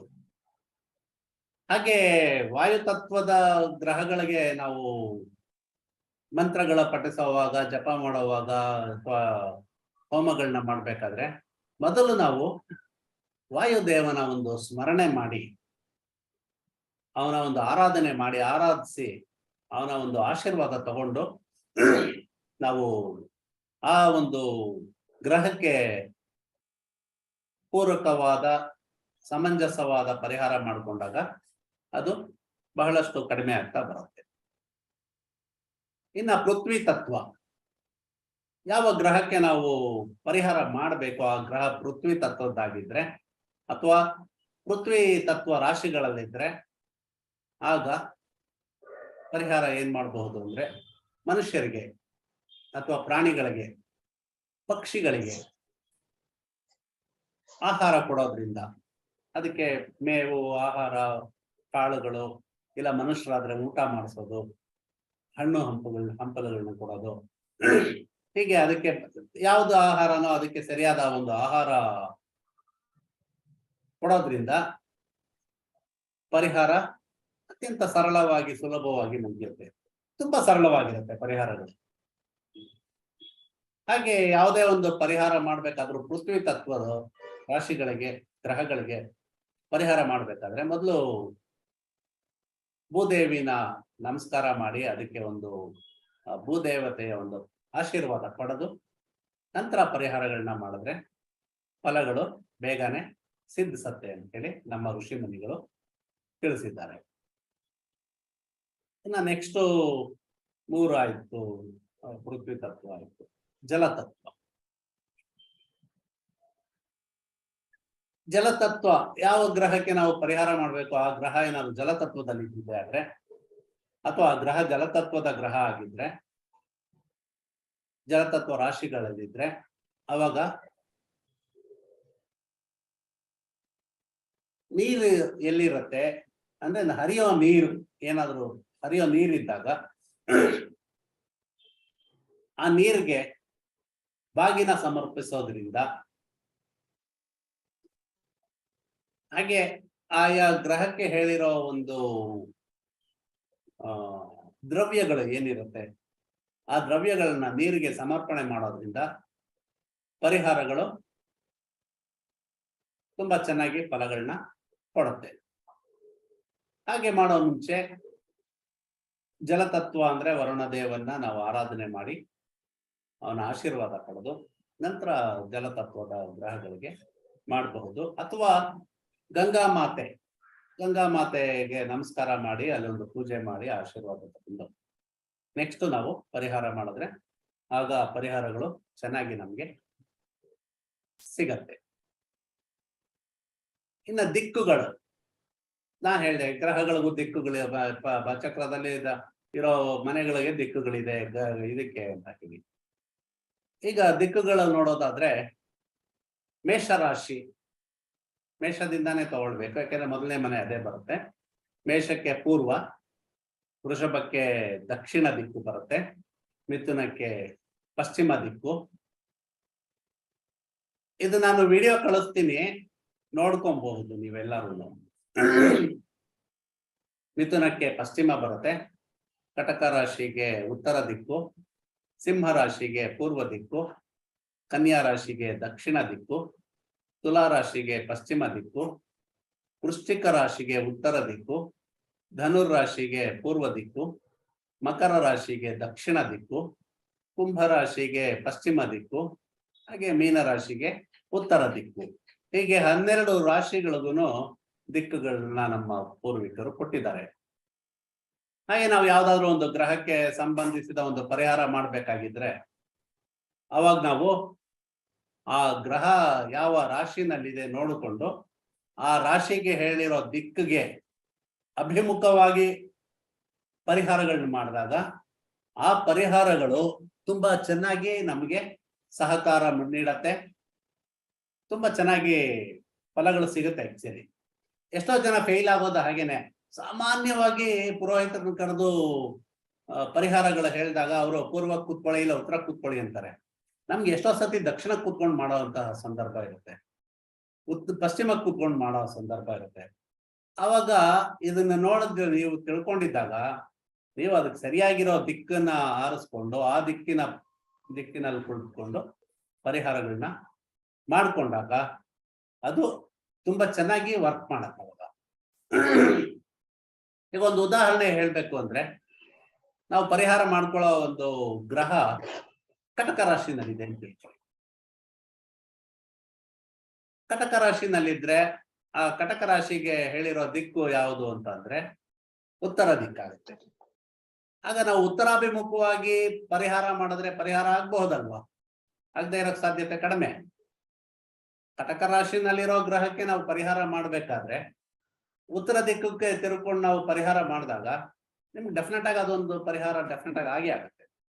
ಹಾಗಾಗಿ ಹೀಗೆ ನಾವು ದಿಕ್ಕುಗಳನ್ನ ಪರಿಗಣಿಸಿ ಆ ದಿಕ್ಕಿಗೆ ಅನುಗುಣವಾಗಿ ಪರಿಹಾರಗಳು ಮಾಡ್ಕೊಬೇಕು ಗ್ರಹಗಳಿಗೆ. ಅವಾಗಲೂ ಕೂಡ ನಮಗೆ ಪರಿಹಾರ ಬೇಗನೆ ಆಗತ್ತೆ. ಯಾಕೆ ಫೇಲ್ ಆಗ್ತಾರೆ ಅಂದ್ರೆ ಈ ತರ ಸಣ್ಣ ಸಣ್ಣ ವಿಚಾರಗಳು ಮರ್ತು ಬಿಡ್ತಾರೆ. ಇಲ್ಲ ಅಂದ್ರೆ ಆ ಸಣ್ಣ ವಿಚಾರ ಅಲ್ವಾ, ಯಾವ್ದೇನ್ ಲೆಕ್ಕ ಇಲ್ಲ ಅಂತ ಹೇಳಿ ಹೋಗ್ತಾ ಇರ್ತಾರೆ. ಆ ಸಣ್ಣದೇ ನಾಳೆ ದೊಡ್ಡದಾಗಿ ಸಮಸ್ಯೆ ಆಗುತ್ತೆ. ಇನ್ನ ಹೋರ,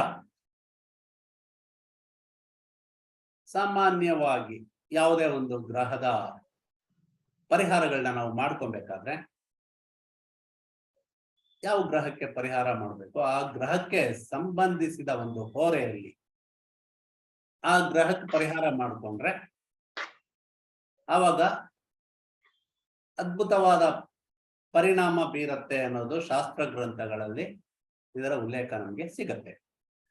ಯಾವುದೇ ಗ್ರಹ ಇರ್ಬೋದು, ಅದಕ್ಕೆ ಹೇಳಿರತಕ್ಕಂತಹ ದಿನಗಳಲ್ಲಿ ಅದಕ್ಕೆ ಹೇಳಿರತಕ್ಕಂತಹ ಹೋರೆಗಳಲ್ಲಿ ಮಾಡಿದಾಗ ಫಲಗಳು ಡೆಫಿನೆಟ್ ಆಗಿ ಸಿಗತ್ತೆ.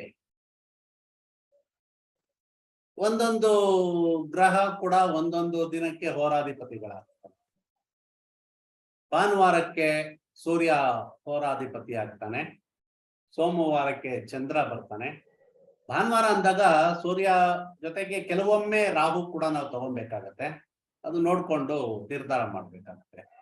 ಸೋಮವಾರಕ್ಕೆ ಚಂದ್ರ ಹೋರಾಧಿಪತಿ ಆಗ್ತಾನೆ, ಮಂಗಳವಾರಕ್ಕೆ ಕುಜ ಹೋರಾಧಿಪತಿ ಆಗ್ತಾನೆ, ಬುಧವಾರಕ್ಕೆ ಬುಧ ಆದ್ರೆ ಗುರುವಾರಕ್ಕೆ ಗುರು ಹೋರಾಧಿಪತಿ ಆಗ್ತಾನೆ, ಶುಕ್ರವಾರಕ್ಕೆ ಶುಕ್ರ ಹೋರಾಧಿಪತಿ ಆಗ್ತಾನೆ, ಶನಿವಾರಕ್ಕೆ ಶನಿ ಹೋರಾಧಿಪತಿ ಆಗ್ತಾನೆ. ಹೀಗೆ 7 ದಿನಗಳಿಗೆ 7 ಗ್ರಹಗಳು ಅಧಿಪತಿಗಳಾಗಿದ್ದಾರೆ. ಇದು ಸಾಮಾನ್ಯವಾಗಿ ಎಲ್ಲರಿಗೂ ಗೊತ್ತಿರತ್ತೆ. ನಮ್ಮ ಜ್ಯೋತಿಷ್ಯ ಕಲಿಬೇಕಾದ್ರೆ ಫಸ್ಟ್ ಹೇಳ್ಕೊಟ್ಟಿರೋದೇ ನಮ್ಮ ಕ್ಲಾಸ್ಗಳಲ್ಲಿ ಅಥವಾ ನಮ್ಮ ಗುರುಗಳು ಹೇಳ್ಕೊಡೋದೇ ಹೋರೆಗಳ ಬಗ್ಗೆ. ಈ ತರ ಅದ್ರ ಬಗ್ಗೆ ಜಾಸ್ತಿ ಏನು ವಿವರಣೆ ಬೇಕಿಲ್ಲ ಅಂತ ಅನ್ಕೊಳ್ತೀನಿ. ಯಾವುದೇ ಒಂದು ದಿನದ ಹಾಗೆ ಆ ದಿನಕ್ಕೆ ಹೇಳಿರೋ ಗ್ರಹದ ಹೊರೆ ಸೂರ್ಯೋದಯದಿಂದ ಪ್ರಾರಂಭ ಆಗುತ್ತೆ. 1 ಗಂಟೆ ಕಾಲ ಆ ಹೊರೆ ನಡೆಯುತ್ತೆ.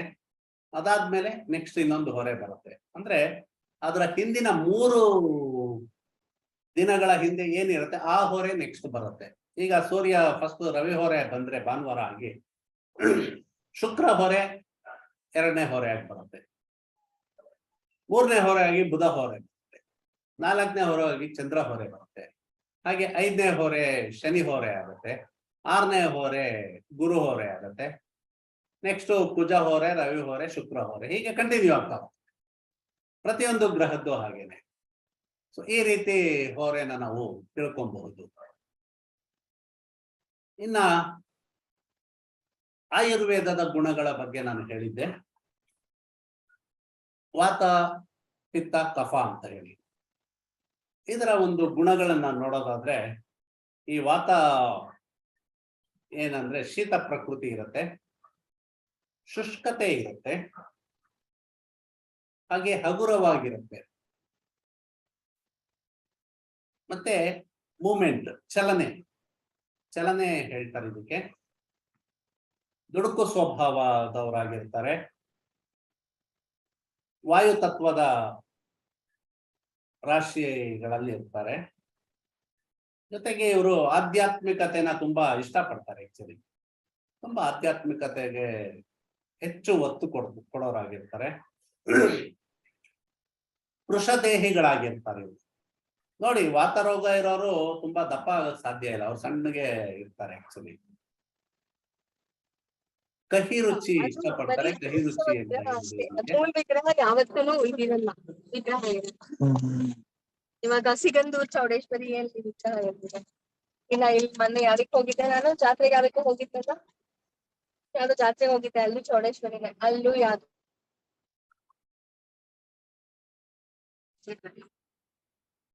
ದಯವಿಟ್ಟು ಮ್ಯೂಟ್ ಮಾಡ್ಕೊಳ್ಳಿ. ಯಾರೂನು ಮಧ್ಯದಲ್ಲಿ ಮೈಕ್ ಆನ್ ಮಾಡ್ಕೊಬೇಡಿ. ಮಣ್ಣೆಂಟೆಗೆ ಇದು ಹಾಕ್ತಿರ್ತಾರೆ ಮುಖವಾಡ. ತಿರ್ಗಾ ಆನ್ ಮಾಡ್ಕೊಂಡು ನಾಗಶಾಯಿನ ಮ್ಯೂಟ್ ಮಾಡ್ಕೊಳ್ಳಿ. ಸರ್ ನೀವೇ ಮ್ಯೂಟ್ ಮಾಡ್ಬಿಡಿ ಸರ್ ಎಲ್ಲಾರ್ಗು. ಅಲ್ಲ, ನಾನು ಮಾಡಿದ್ರೆ ತಿರ್ಗಾ ಅವರು ಅನ್ಮ್ಯೂಟ್ ಮಾಡ್ಕೊಳ್ತಾ ಇದ್ದಾರೆ.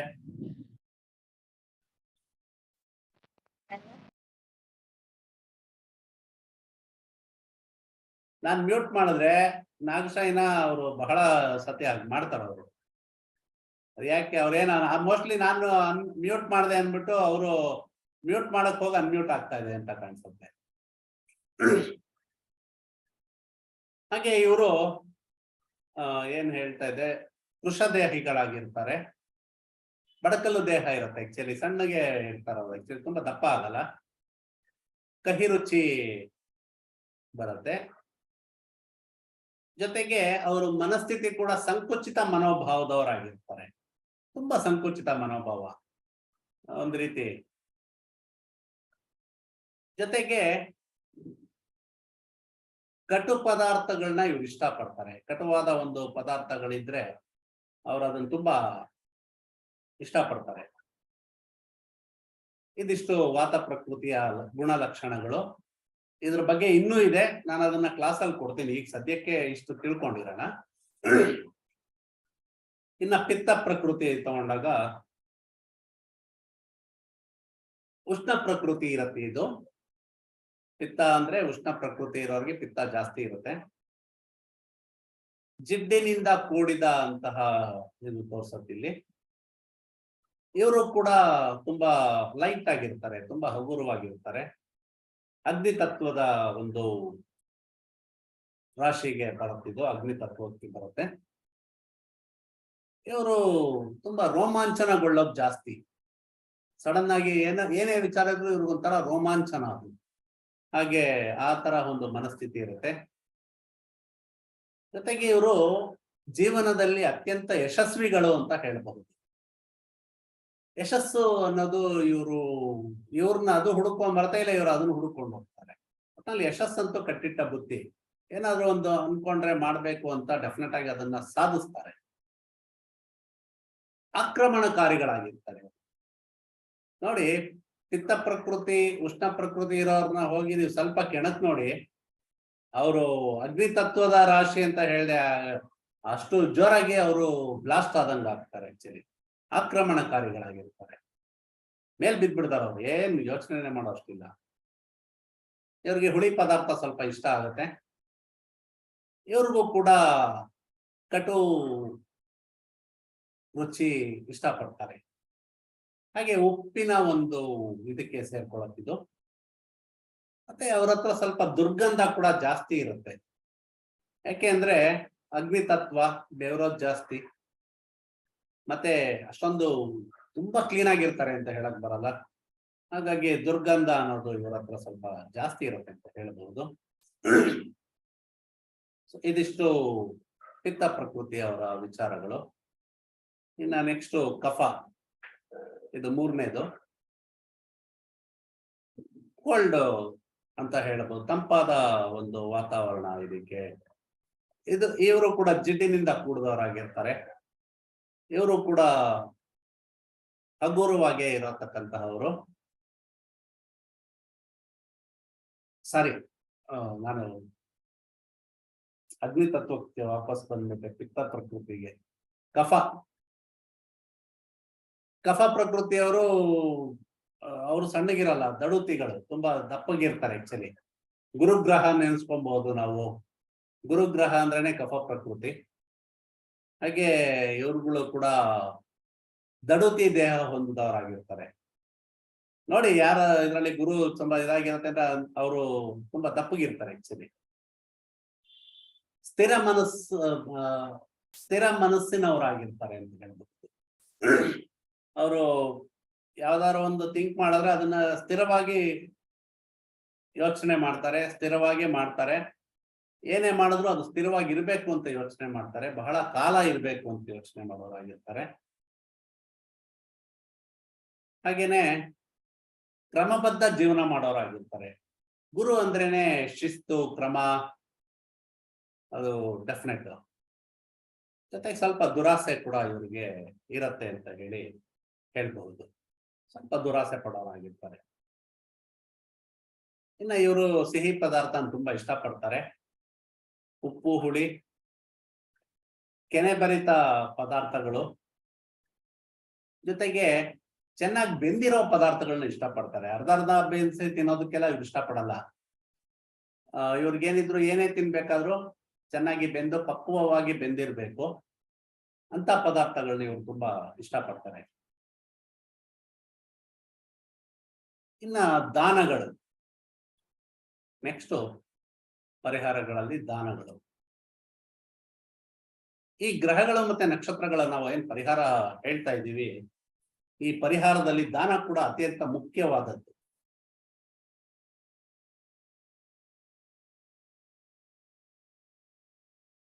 ಈ ದಾನಗಳಲ್ಲಿ ತುಂಬಾ ಅನೇಕ ವಿಧವಾದ ದಾನಗಳಿದೆ. ಆಕ್ಚುಲಿ ಅದರಲ್ಲಿ ಗುಪ್ತ ದಾನ ಅಂತ ಹೇಳ್ತೀವಿ. ಈ ಗುಪ್ತ ದಾನ ಅನ್ನೋದು ಶ್ರೇಷ್ಠವಾದಂತಹ ದಾನ. ಗುಪ್ತ ದಾನ ಅಂದ್ರೆ ಎಡಗೈಯಲ್ಲಿ ಕೊಟ್ಟಿದ್ದು ಬಲಗೈ ತಿಳಿಬಾರ್ದು, ಬಲಗೈಯಲ್ಲಿ ಕೊಟ್ಟಿದ್ದು ಎಡಗೈ ತಿಳಿಬಾರ್ದು ಅನ್ನೋಷ್ಟು ಗುಪ್ತವಾಗಿರ್ಬೇಕು. ನಾವು ಕೊಟ್ವಿ ಅಂತ 100 ಜನ ಕೇಳ್ಕೊಂಡ್ ಬರೋದು, ನಾವು ಕೊಟ್ಟಿದೀವಪ್ಪ, ನಮ್ ಹೆಸರಿದೆಯಪ್ಪ ಅಂತ, ಅದು ಗುಪ್ತ ದಾನ ಅನ್ನಿಸ್ಕೊಳಲ್ಲ. ಅದಕ್ಕೆ ಅಷ್ಟೊಂದು ವ್ಯಾಲ್ಯೂ ಇಲ್ಲ. ಹಾಗೆ ಯಾರು ಅಂತ ನಮ್ಗೆ ತಿಳಿದೇ ಇದ್ರೆ ಅವ್ರಿಗೆ ದಾನ ಕೊಡೋದು. ಸುಮ್ನೆ ನಮ್ಮನೇಲಿರೋರ್ಗೆ ದಾನ ಕೊಟ್ಬಿಟ್ಟು ನಾವು ಏನೋ ದಾನ ಮಾಡಿದ್ವಿ ಅಂತ ಸಮಾಧಾನ ಪಟ್ಕೊಳ್ಳೋದಲ್ಲ. ಗೊತ್ತಿಲ್ಲದೆ ಇರೋರ್ಗೆ, ಅವಶ್ಯಕತೆ ಇರೋರ್ಗೆ ಏನು ದಾನ ಕೊಡ್ತೀವಿ ಅದು ತುಂಬಾ ಶ್ರೇಷ್ಠವಾದ ದಾನ ಅಂತ ಹೇಳ್ಬಹುದು. ಇನ್ನ ವಿದ್ಯಾದಾನ, ವಿದ್ಯೆಗಾಗಿ ದಾನ ಕೊಡೋದು, ವಿದ್ಯಾರ್ಥಿಗಳಿಗೆ ದಾನ ಕೊಡೋದು. ಪುಸ್ತಕ ಇರ್ಬೋದು, ಪೆನ್ ಇರ್ಬೋದು, ಪೆನ್ಸಿಲ್ ಇರ್ಬೋದು, ಅವರು ಓದಿನ ಖರ್ಚಿರಬಹುದು. ಅವ್ರು ಎಲ್ಲಿವರೆಗೂ ಓದ್ತಾರ ಅಲ್ಲಿವರೆಗೂ ಕೆಲವರೆಲ್ಲ ವಹಿಸ್ಕೊಳ್ತಾರೆ. ಅವ್ರು ಓದೋ ಅಷ್ಟು ನಾವು ಓದಿಸ್ತೀವಿ, ಅವ್ರಿಗೆ ಏನ್ ಬೇಕೋ ಅದನ್ನ ನಾವು ಕೊಡಿಸ್ತೀವಿ ಅಂತ. ಆ ವಿದ್ಯಾರ್ಥಿಗಳಿಗೆ ವಸ್ತ್ರಗಳಿರಬಹುದು, ಶೂ ಇರಬಹುದು, ಏನೇ ವಿದ್ಯಾರ್ಥಿಗಳಿಗೆ ಸಂಬಂಧಪಟ್ಟ ಹಾಗೆ ಏನ್ ಬೇಕಾದ್ರೂ ದಾನ ಮಾಡೋದು, ಅದು ವಿದ್ಯಾದಾನಕ್ಕೆ ಸೇರ್ಕೊಳ್ಳುತ್ತೆ. ಇಲ್ಲ ವಿದ್ಯೆನೇ ದಾನ ಮಾಡೋದು, ಅವ್ರಿಗೆ ಪಾಠ ಹೇಳ್ಕೊಡ್ಬಹುದು, ಟ್ಯೂಷನ್ ಮಾಡಬಹುದು. ಇಲ್ಲ ನೀವು ಜ್ಯೋತಿಷ್ಕರಾದ್ರೆ ಜ್ಯೋತಿಷ್ಯರ ಪಾಠ ಮಾಡಬಹುದು, ವಾಸ್ತು ತಜ್ಞರಾದ್ರೆ ವಾಸ್ತು ಪಾಠ ಮಾಡಬಹುದು. ಹೀಗೆ ಯಾವುದು ನೀವು ಮಾಡ್ತೀರಾ ಅದು ದಾನ ಅನ್ನಿಸ್ಕೊಳ್ಳುತ್ತೆ. ದಾನ ಅಂದ್ರೆ ನೀವು ದುಡ್ಡು ತಗೊಳ್ದಿರ ಮಾಡೋದು, ದುಡ್ಡು ತಗೊಂಡ್ ಮಾಡೋದು ದಾನ ಅನ್ನಿಸ್ಕೊಳ್ಳಲ್ಲ. ದುಡ್ಡು ತಗೊಂಡು ನೀವೇನ್ ಮಾಡ್ತೀರಾ ಅದ್ಯಾವುದೋ ದಾನಕ್ಕೆ ಬರೋದಿಲ್ಲ. ಇನ್ನ ಅನ್ನದಾನ ಅಂತ ಹೇಳಿ ಸಾಮಾನ್ಯವಾಗಿ ನಾವು ಇದನ್ನ ತುಲಾಭಾರ ಅಂತ ಕೂಡ ಕರಿಬಹುದು. ಈ ಒಂದು ತುಲಾಭಾರನ ಜನ್ಮ ನಕ್ಷತ್ರ ಯಾವತ್ತಿರುತ್ತೆ ಆ ಜನ್ಮ ನಕ್ಷತ್ರ ಇರೋ ದಿವಸ ಈ ತುಲಾಭಾರ ಮಾಡಿದಾಗ ಅತ್ಯಂತ ತುಂಬಾ ಚೆನ್ನಾಗಿ ಫಲಗಳನ್ನ ಕೊಡತ್ತೆ. ಸರಿ,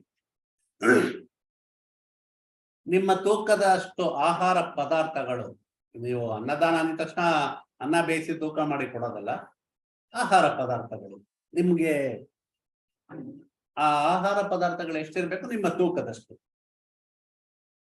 ಒಂದೇ ಸತಿ ಕೊಡಕ್ಕೆ ಶಕ್ತಿ ಇರೋರು ಈಗ ಸಾಮಾನ್ಯವಾಗಿ ಒಂದು 60 kg ತೂಕ ಇದ್ದಾರೆ, ಇಲ್ಲ 70 kg ಇದ್ದಾರೆ, 80 kg ಇದ್ದಾರೆ. 70 kg ಆಹಾರ ಪದಾರ್ಥ ಒಂದೇ ಸತಿ ಕೊಡಕ್ಕೆ ಶಕ್ತಿ ಇರೋರು ಒಂದೇ ಸತಿ ಕೊಡಬಹುದು. ಪಾಪ ತುಂಬಾ ಬಡವರು ಇರ್ತಾರೆ, ಅವ್ರಿಗೆ ದಾನ ಮಾಡ್ಲೇಬೇಕಾಗಿರುತ್ತೆ, ಅವ್ರಿಗೆ ಯಾವ್ದೋ ಒಂದು ಪರಿಹಾರ ಆಗ್ಬೇಕಾದ್ರೆ ಅವಾಗ ಅದನ್ನ ಸಮಭಾಗವಾಗಿ ವಿಂಗಡಿಸ್ಕೊಂಡು ಅಷ್ಟಷ್ಟು ದಾನನ ಕೊಡ್ತಾ ಬಂದ್ರೆ ಅದು ಕೂಡ ಇವರ ಜನ್ಮ ನಕ್ಷತ್ರದ ದಿವಸ, ತಿಂಗಳಿಗೊಂದ್ಸತಿ ಜನ್ಮ ನಕ್ಷತ್ರ ಬರುತ್ತೆ. ಈಗ 60 kg ತೂಕ ಇದೆ ಅಂದ್ರೆ ತಿಂಗಳಿಗೊಂದ್ಸತಿ ಜನ್ಮ ನಕ್ಷತ್ರ 5 kg ಪ್ರಕಾರ ಕೊಟ್ರೆ ಅವ್ರಿಗೆ 12 ತಿಂಗಳಲ್ಲಿ ಅವರ ಒಂದು ಸಮಸ್ಯೆಗೆ ಪರಿಹಾರ ಸಿಕ್ಕತ್ತೆ. ಸೊ 60 kg ಒಟ್ಟಿಗೆ ಕೊಡಕ್ ಶಕ್ತಿ ಇಲ್ಲ, 5 kg ಕೊಡಕ್ ತೊಂದ್ರೆ ಏನಾಗಲ್ಲ, ಡೆಫಿನೆಟ್ ಆಗಿ ಕೊಡಬಹುದು. ಹೀಗೆ ಪ್ರತಿ ತಿಂಗಳು ದಾನ ಕೊಡ್ಬಹುದು.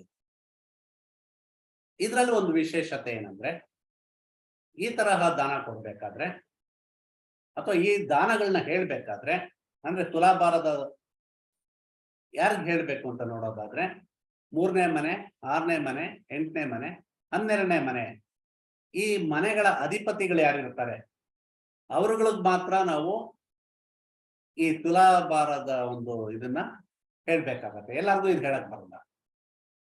ಸೊ ಇದನ್ನ ಗಮನದಲ್ಲಿ ಇಟ್ಕೊಂಡು ಹೇಳ್ಬೇಕಾಗತ್ತೆ. ನಾವು ಸಿಕ್ದವ್ರಿಗೆಲ್ಲ ತುಲಾಭಾರ ಮಾಡಿಸಿ ದಾನ ಕೊಡಿ ಅಂದ್ರೆ ಅದು ಕೆಲಸ ಮಾಡಲ್ಲ.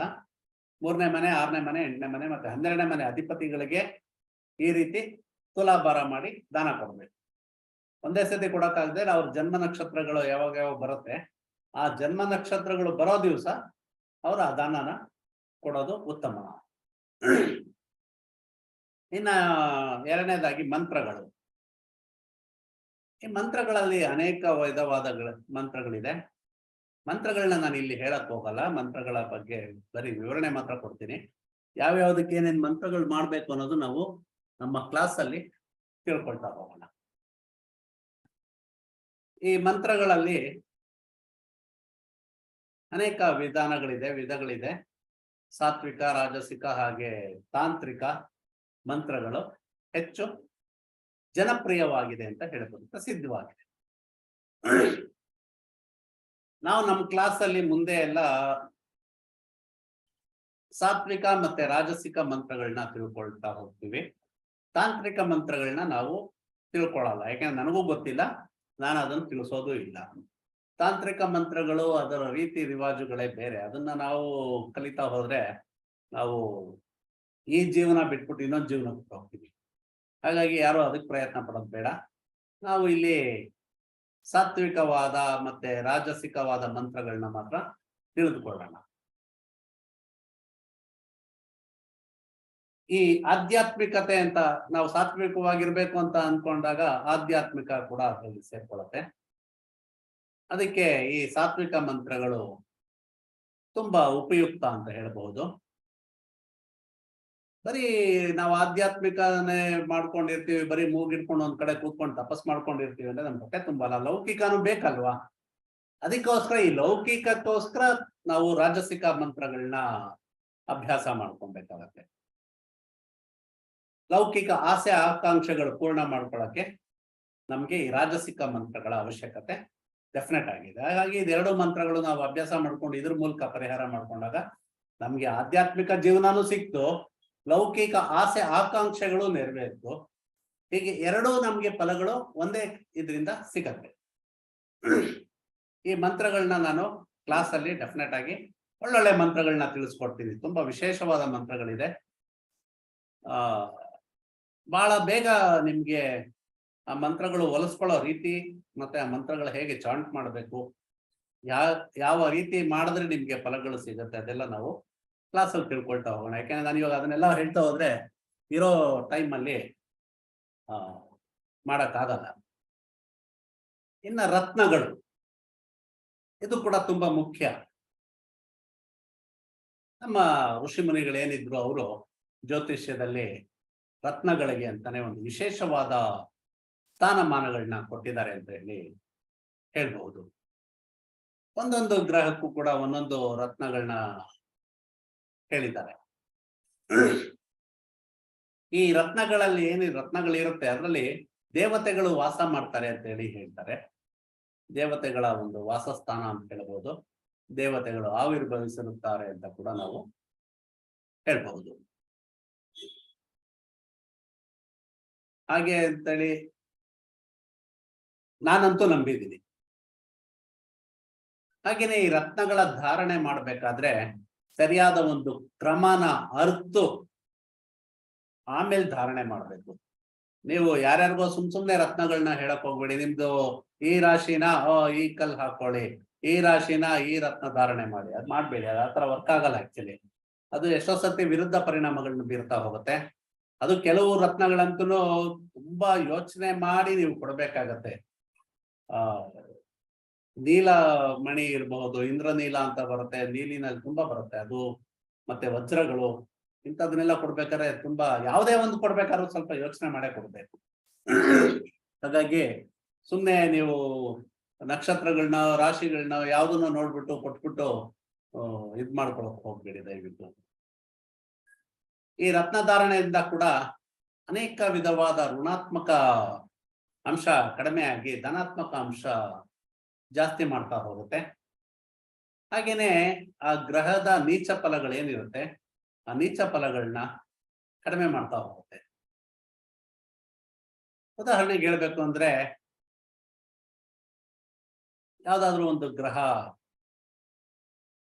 ಜಾತಕದಲ್ಲಿ ನಮ್ಗೆ ಯೋಗಕಾರಕವಾಗಿದ್ದು, ಯಾವುದೋ ಒಂದು ಗ್ರಹ ನಮ್ಗೆ ಒಳ್ಳೆ ಯೋಗಕಾರಕ ಗ್ರಹ, ನಮ್ಗೆ ಒಳ್ಳೆ ಫಲಗಳನ್ನ ಕೊಡ್ಬೇಕು, ಬಟ್ ಆ ಗ್ರಹ ಬಲಹೀನವಾಗಿದೆ, ಫಲಗಳನ್ನ ನಮ್ಗೆ ಅದರಿಂದ ಬರ್ತಾ ಇಲ್ಲ, ನಾವು ನೆನೆಸಿದಷ್ಟು ಫಲಗಳು ಅದರಿಂದ ಸಿಗ್ತಾ ಇಲ್ಲ. ಅವಾಗ ಏನ್ ಮಾಡ್ಬೇಕು ಅಂದ್ರೆ, ಅವಾಗ ಈ ರತ್ನ ಧಾರಣೆ ಮಾಡಿದಾಗ, ಆ ಗ್ರಹಕ್ಕೆ ಹೇಳಿರೋ ರತ್ನ ಧಾರಣೆ ಮಾಡಿದಾಗ ಅದರಿಂದ ಆ ಬಲಹೀನ ಗ್ರಹ ಏನಿರುತ್ತೆ ಅದಕ್ಕೆ ಒಂದು ಶಕ್ತಿ ಸಿಗುತ್ತೆ. ಅದು ಉತ್ತಮವಾದ ಒಂದು ಫಲಗಳನ್ನ ಡೆಫಿನೆಟ್ ಆಗಿ ಕೊಡಕ್ ಸ್ಟಾರ್ಟ್ ಮಾಡುತ್ತೆ. ಹಾಗೇನೆ ಯಾವ್ದಾದ್ರು ಒಂದು ಗ್ರಹ ಅರಿಷ್ಟಗಳನ್ನ ಸೂಚಿಸ್ತಾ ಇದ್ರೆ, ಅರಿಷ್ಟ ಸೂಚಕ ಗ್ರಹಗಳಿದ್ದಾಗ ಆ ಗ್ರಹಕ್ಕೆ ಹೇಳಿರೋ ಒಂದು ರತ್ನ ಧಾರಣೆ ಮಾಡಿದಾದ್ರೆ ಆ ಅರಿಷ್ಟ ಫಲಗಳು ಇನ್ನ ಅಷ್ಟು ವೃದ್ಧಿಸಿ ನಿಮ್ಗೆ ಬಹಳ ಬಹಳ ಬಹಳ ಸಮಸ್ಯೆನ ಉಂಟು ಮಾಡಬಹುದು. ಹಾಗಾಗಿ ರತ್ನಗಳ ಬಗ್ಗೆ ಕೂಲಂಕುಷವಾಗಿ ಜಾತಕ ಪರಿಶೀಲನೆ ಮಾಡಿ ಪೂರ್ತಿಯಾಗಿ ತಿಳ್ಕೊಂಡು ರತ್ನಗಳ ಬಗ್ಗೆ ಕೊಡಿ. ಇನ್ನ ರುದ್ರಾಕ್ಷ ಅಂತ ಏನು ಹೇಳ್ತೀವಿ ಅದು, ಈ ರುದ್ರಾಕ್ಷದ ಬಗ್ಗೆನೆ ನಾನು ಬಹುಶಃ 2 ರಿಂದ 3 ಕ್ಲಾಸ್ ತಗೊಳ್ಬಹುದು ಅನ್ಸುತ್ತೆ. ಸೊ ಅದೊಂದು ಸಪ್ರೇಟ್ ಆಗಿ ಇಟ್ಕೊಂಡಿದ್ದೀನಿ ನಾನು ಅದು ಸಬ್ಜೆಕ್ಟ್ನ. ಈಗ ಈ ಪರಿಹಾರಗಳು ಮಾಡುವಾಗ ಅದರದ್ದು ಯಾವ್ಯಾವ ಗ್ರಹಕ್ಕೆ ಯಾವ್ಯಾವ ರುದ್ರಾಕ್ಷಿ ಯೂಸ್ ಮಾಡ್ಬೇಕು ಅಂತ ನಾನು ತಿಳಿಸ್ತೀನಿ ಕ್ಲಾಸಲ್ಲಿ. ಇದಾದ್ಮೇಲೆ ರುದ್ರಾಕ್ಷಿದೆ ಟೈಮ್ ಏನಾದ್ರು ಸಿಕ್ಕಿದ್ರೆ ಬರೀ ಅದಕ್ಕೆ ಸಂಬಂಧಪಟ್ಟ ಒಂದು ಕ್ಲಾಸೇ ಮಾಡೋಣ ಫ್ರೀ ಆಗಿ ಅಂತ ಹೇಳಿ ಒಂದು ಐಡಿಯಾ ಇದೆ. ನೋಡೋಣ ಅದು ಹೇಗಾಗತ್ತೆ ಅಂತ. ಟೈಮ್ ಸಿಕ್ಕಿದ್ರೆ ಮಾಡ್ತೀನಿ, ನಾನು ನೋಡ್ಕೊಂಡು ನಿರ್ಧಾರ ಮಾಡ್ತೀನಿ. ಇಲ್ಲಾಂದ್ರೆ ರುದ್ರಾಕ್ಷಿ ಯಾವುದಕ್ಕೆ ಧಾರಣೆ ಮಾಡ್ಬೇಕು ಅನ್ನೋದಷ್ಟೇ ನಾನು ತಿಳಿಸಿ ಇದ್ ಮಾಡ್ತೀನಿ. ಮುಂದೆ ಯಾವಾಗಾದ್ರು ಟೈಮ್ ಆದಾಗ ಇದನ್ನ ಫ್ರೀ ಆಗಿ ಕ್ಲಾಸ್ ಕೊಡ್ತೀನಿ. ಇನ್ನ ನವಗ್ರಹಗಳಿಗೂ ಆರಾಧನೆ ಮಾಡ್ಬೇಕಂದ್ರೆ ಯಾವ ರೀತಿ ಮಾಡಬಹುದು ಅಂತ, ಈ ನವಗ್ರಹ ಆರಾಧನೆ ಅನ್ನೋದು ಈಗ ಸಂಕ್ಷಿಪ್ತವಾಗಿ ತಿಳಿಸ್ಕೊಡ್ತಾ ಹೋಗ್ತೀನಿ. ನಾನು ವಿಸ್ತಾರವಾಗಿ ನಾನು ಕ್ಲಾಸಲ್ಲಿ ಮಾಡೋದ್ ಸಾಧ್ಯ ಅಷ್ಟೇನೆ. ಸ್ವಲ್ಪ ವಿಚಾರ ಇಲ್ಲಿ ತಿಳಿಸಿರ್ತೀನಿ. ಯಾವುದೇ ಒಂದು ಗ್ರಹಗಳಿಂದ ಸಮಸ್ಯೆಗಳು ಇದೆ, ದೋಷ ಇದೆ ಅಂತ ಹೇಳಿ ಗೊತ್ತಾದಾಗ ಅದರ ನಿವೃತ್ತಿಗೆ ನಾವು ಈ ಗ್ರಹಾರಾಧನೆನ ಮಾಡಬೇಕು ಅಂತ ಶಾಸ್ತ್ರ ಹೇಳತ್ತೆ. ಹಾಗೇನೆ ಮಳೆಗಾಗಿ ಕೂಡ ನಾವು ಗ್ರಹಾರಾಧನೆ ಮಾಡ್ತೀವಿ. ಆಯುಷ್ಯ ಚಿಂತನೆ ಮಾಡಬೇಕಾದ್ರೆ ಆಯುಷ್ಯಕ್ಕೆ ಏನಾದ್ರೂ ಅಂದ್ರೆ ಅಪಮೃತ್ಯುಗಳೇನಾದ್ರೂ ಕಾಡ್ತಾ ಇದ್ರೆ, ಯಾರಾದ್ರೂ ರೋಗಿಗಳಿದ್ದಾಗ ಆ ಆಯುಷ್ಯದ ಬಗ್ಗೆ ಕೂಡ ನಾವು ಗ್ರಹಾರಾಧನೆ ಹೇಳಿದ್ದಾರೆ. ಹಾಗೆ ಆರೋಗ್ಯಕ್ಕೋಸ್ಕರ ಮಾಡಬಹುದು, ದೇಹ ಪುಷ್ಟಿಗೋಸ್ಕರ ಕೂಡ ನಾವು ಈ ಗ್ರಹಾರಾಧನೆನ ಮಾಡಬಹುದು. ಹೀಗೆ ಅನೇಕ ಉದ್ದೇಶಕ್ಕೆ ಗ್ರಹಾರಾಧನೆನ ತಿಳಿಸಿದ್ದಾರೆ. ಈ ನವಗ್ರಹ ಪೂಜೆಯಲ್ಲಿ ನವಗ್ರಹಗಳ ಪ್ರತಿಮೆ ಇಟ್ಕೊಂಡು ಅಥವಾ ಆಯಾ ಗ್ರಹಗಳಿಗೆ ಹೇಳಿರೋ ಧಾನ್ಯಗಳನ್ನ ಇಟ್ಕೊಂಡು, ಯಾಕೆಂದ್ರೆ ನವಗ್ರಹಗಳಿಗೆ ಪ್ರತೀಕ ಅಂದ್ರೆ ಧಾನ್ಯಗಳು ಬರುತ್ತೆ, ನವಧಾನ್ಯಗಳು ಅಂತ ಏನ್ ಹೇಳ್ತೀವಿ ಅದನ್ನ ಆರಾಧಿಸೋದ್ರಿಂದ ಕೂಡ ನಮ್ಗೆ ಅಷ್ಟೇ ಒಂದು ಫಲಗಳು ಸಿಗತ್ತೆ. ಅಥವಾ ಈ ಆದಿತ್ಯಾದಿ ನವಗ್ರಹಗಳು ಅಂತ ಏನು ನಾವು ಹೇಳ್ತೀವಿ, ಅಂದ್ರೆ ಸೂರ್ಯನ ಮೊದಲುಗೊಂಡು ಸೂರ್ಯನ ಸಹಿತವಾದ ಬೇರೆ ಗ್ರಹಗಳು ಏನಿರುತ್ತೆ, ಆ ನವಗ್ರಹಗಳು ಪ್ರತಿಷ್ಠಾಪನೆ ಆಗಿರುತ್ತೆ ಎಲ್ಲ ದೇವಸ್ಥಾನಗಳಲ್ಲೂ. ಆ ಪ್ರತಿಮೆಗಳು ಎಲ್ಲಿರುತ್ತೆ ಅಲ್ಲಿ ಹೋಗಿ ಅದಕ್ಕೆ ಅಭಿಷೇಕ ಪೂಜಾದಿಗಳನ್ನ ಮಾಡಿದಾಗ, ಪ್ರದಕ್ಷಿಣೆ ನಮಸ್ಕಾರಗಳನ್ನ ಮಾಡಿದಾಗ ಅದರ ಮೂಲಕ ಕೂಡ ನಮ್ಗೆ ಆ ಗ್ರಹದಿಂದ ಬರತಕ್ಕಂತಹ ಒಂದಷ್ಟು ಸಮಸ್ಯೆಗಳು ನಿವಾರಣೆ ಆಗತ್ತೆ ಅಂತ ಹೇಳಿ ಹೇಳ್ಬೋದು. ಹಾಗೇನೆ ಆ ಆರಾಧನೆ ಮಾಡಬೇಕಾದ್ರೆ ಆ ಗ್ರಹಗಳಿಗೆ ಹೇಳಿರುವಂತಹ ಅವ್ರಿಗೆ ಇಷ್ಟವಾಗಿರುವಂತಹ ನೈವೇದ್ಯನ ಕೂಡ ನಾವು ನಿವೇದಿಸಿದಾಗ ಅದರಿಂದ ನಮ್ಗೆ ಇನ್ನೂ ಹೆಚ್ಚು ಫಲಗಳು ಬಹಳ ಬೇಗ ಕೊಡ್ತಾರೆ. ನಾವು ಈಗ ನೋಡಿ, ತುಂಬಾ ಹಸ್ದು ಬಂದಿರ್ತಾರೆ, ಅವ್ರಿಗೆ ಒಳ್ಳೆ ಊಟ ಹಾಕಿದಾಗ ಸಂತೃಪ್ತರಾಗಿ ನಿಮ್ಮನ್ನು ಹಾರೈಸ್ಬಿಟ್ಟು ಹೋಗ್ತಾರೆ. ಸೊ ಅದು ಕೂಡ ಪರಿಹಾರನೇ. ಎಷ್ಟೋ ಸತಿ ನಾವು ಊಟ ಕೊಟ್ಟಾಗ ಅದು ನಮ್ಗೆ ಚೆನ್ನಾಗಿ ಹಾರೈಕೆ ಮಾಡ್ತಾರೆ, ಚೆನ್ನಾಗಿರಿ ಅಂತೇಳಿ. ಅದು ತುಂಬಾ ಚೆನ್ನಾಗಿ ಫಲಿಸುತ್ತೆ ಆಕ್ಚುಲಿ.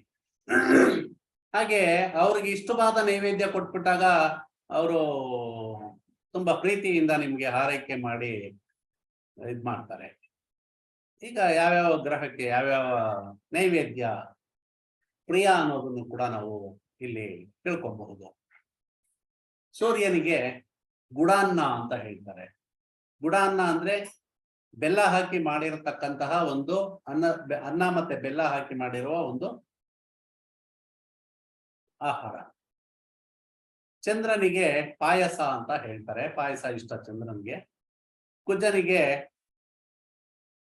ಅತ್ಯಂತ ಸುಮಧುರವಾದ ಪರಿಮಳ ಭರಿತವಾದ ಗಂಜಿ, ಆ ಗಂಜಿ ಏನಿದೆ ಅದನ್ನ ಕುಜ ತುಂಬಾ ಇಷ್ಟಪಡ್ತಾನೆ. ಅದು ಸುಮಧುರವಾಗಿರ್ಬೇಕು, ಹೇಗೆಗೋ ಮಾಡಾಕಿದ್ರು ಉಪಯೋಗ ಆಗಲ್ಲ, ಕುಜ ಒಪ್ಕೊಳ್ಳಲ್ಲ. ತುಂಬಾ ಚೆನ್ನಾಗಿರ್ಬೇಕು, ತುಂಬಾ ಒಳ್ಳೆ ಉತ್ತಮವಾದ ಪರಿಮಳದಿಂದ ಇರ್ಬೇಕು ಅಂತ ಒಂದು ಪರಿಮಳ ಭರಿತವಾದ ಗಂಜಿನ ಕುಜ ಇಷ್ಟಪಡ್ತಾನೆ. ಬುಧನಿಗೆ ಕ್ಷೀರಾನ್ನ ಅಂತ ಹೇಳ್ತಾರೆ. ಹಾಗೆ ಗುರುವಿಗೆ ಮೊಸರನ್ನ ತುಂಬಾ ಪ್ರಿಯವಾದ ಒಂದು ನೈವೇದ್ಯ ಅಂತ ಹೇಳ್ಬಹುದು. ಶುಕ್ರನಿಗೆ ಘೃತಾನ್ನ ಅಂತ ಹೇಳ್ತಾರೆ. ಘೃತ ಅಂದ್ರೆ ತುಪ್ಪ.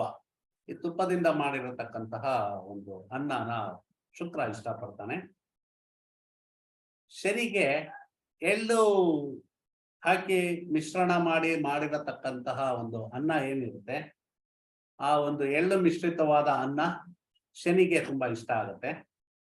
ಇನ್ನ ರಾಹುಗೆ ಬಂದಾಗ ಕುಂಬಳಕಾಯಿ ಮತ್ತೆ ಉದ್ದು ಎರಡನ್ನು ಸೇರಿಸಿ ಎರಡನ್ನು ಮಿಶ್ರಣ ಮಾಡಿರತಕ್ಕಂತಹ ಒಂದು ಆಹಾರ ಪದಾರ್ಥ ಅನ್ನ ತುಂಬಾ ಇಷ್ಟಪಡ್ತಾನೆ ರಾಹು. ಆಕ್ಚುಲಿ ರಾಹು ಸಂಬಂಧಿ ದೋಷಗಳು ಇದ್ದಾಗ ನೀವು ಈ ತರ ಮಾಡಿ ಪರಿಹಾರ ಮಾಡ್ಕೊಳ್ಬಹುದು ಈಸಿಯಾಗಿ. ಇನ್ನ ಕೇತುಗೆ ನೋಡೋದಾದ್ರೆ ಚಿತ್ರಾನ್ನ ಅಂತ ಇಲ್ಲಿ ಹೇಳ್ತಾರೆ. ಈ ಚಿತ್ರಾನ್ನ ತುಂಬಾ ಪ್ರಿಯವಾದಂತಹ ಒಂದು ಆಹಾರ ಅಂತ ಹೇಳ್ಬೋದು. ಇದರ ನೈವೇದ್ಯ ಮತ್ತೆ ಹೋಮಗಳನ್ನ ಮಾಡೋದಾದ್ರೆ ಇದರ ಒಂದು ಆಹುತಿಗಳು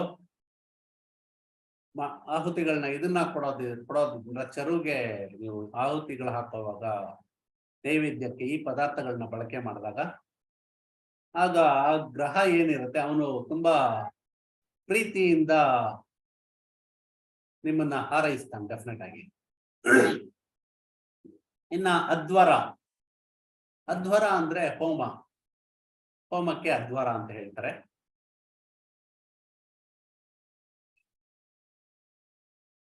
ಅಂದ್ರೆ ಅಗ್ನಿಯಲ್ಲಿ ಆಹುತಿ ಕೊಡುವಂತಹದ್ದು. ಈ ನವಗ್ರಹ ಮಂತ್ರದಿಂದ ಪ್ರತ್ಯೇಕವಾಗಿ ಸಮಿತ್ತು ಅಂದ್ರೆ ಅರ್ಲಿ ಕಡ್ಡಿ, ಆಲದ ಕಡ್ಡಿ, ಈ ತರ ಅದೆಲ್ಲ ಸಮಿತಿಗೆ ಬರುತ್ತೆ. ಮತ್ತೆ ಚೆರು ಅಂದ್ರೆ ನಾನು ಈಗಾಗಲೇ ನೈವೇದ್ಯಕ್ಕೆ ಯಾವ ಪದಾರ್ಥಗಳು ಹೇಳಿದೆಯಲ್ಲ ಅದೇ ಚೆರು ಅಂತ ಅನಿಸ್ಕೊಳ್ಳುತ್ತೆ. ಮತ್ತೆ ಆಜ್ಯ ಅಂದ್ರೆ ತುಪ್ಪ. ಇವು ಮೂರನ್ನು ಸಮ್ಮಿಶ್ರಣ ಮಾಡಿಕೊಂಡು ನಾವು ಹೋಮ ಮಾಡ್ತೀವಲ್ವಾ, ಆಗ ಆ ಗ್ರಹಗಳಿಗೆ 28 ಅಥವಾ 108 ಸಂಖ್ಯೆಯಲ್ಲಿ ಆಹುತಿಗಳನ್ನ ಕೊಡ್ಬೇಕಾಗತ್ತೆ. ಆಯಾ ಗ್ರಹಗಳಿಗೆ ಪ್ರಿಯವಾದ ಚೆರುನ ಅದಕ್ಕೆ ಕೊಟ್ಟಾಗ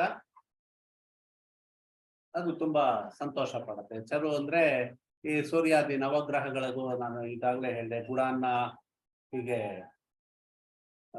ಕುಂಬಳಕಾಯಿ ಮಿಶ್ರಿತ ಅನ್ನ, ಎಳ್ಳು ಮಿಶ್ರಿತ ಅನ್ನ, ಅದೆಲ್ಲ.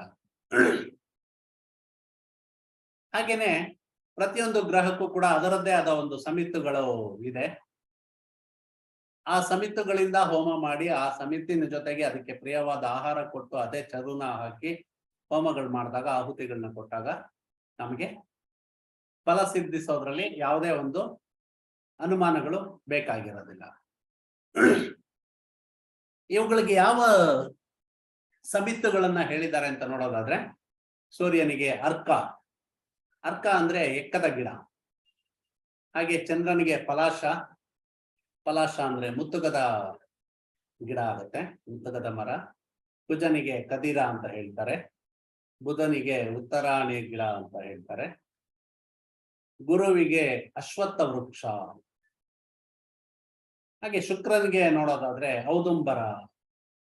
ಔದುಂಬರ ಅಂದ್ರೆ ಹತ್ತಿ ಮರ. ದತ್ತಾತ್ರೇಯನ ನೆನೆಸ್ಕೊಂಡ್ರೆ ನಿಮ್ಗೆ ಔದುಂಬರ ಜ್ಞಾಪಕ ಬರುತ್ತೆ. ಇನ್ನ ಶನಿಗೆ ಶಮಿ ವೃಕ್ಷ ಸಾಮಾನ್ಯವಾಗಿ ಎಲ್ಲರಿಗೂ ಗೊತ್ತಿರುತ್ತೆ, ಯಾಕೆಂದ್ರೆ ನವರಾತ್ರಿ ಟೈಮಲ್ಲಿ ಎಲ್ಲರೂ ಶಮಿ ಬಗ್ಗೆ ಚೆನ್ನಾಗಿ ತಿಳ್ಕೊಂಡಿರ್ತಾರೆ.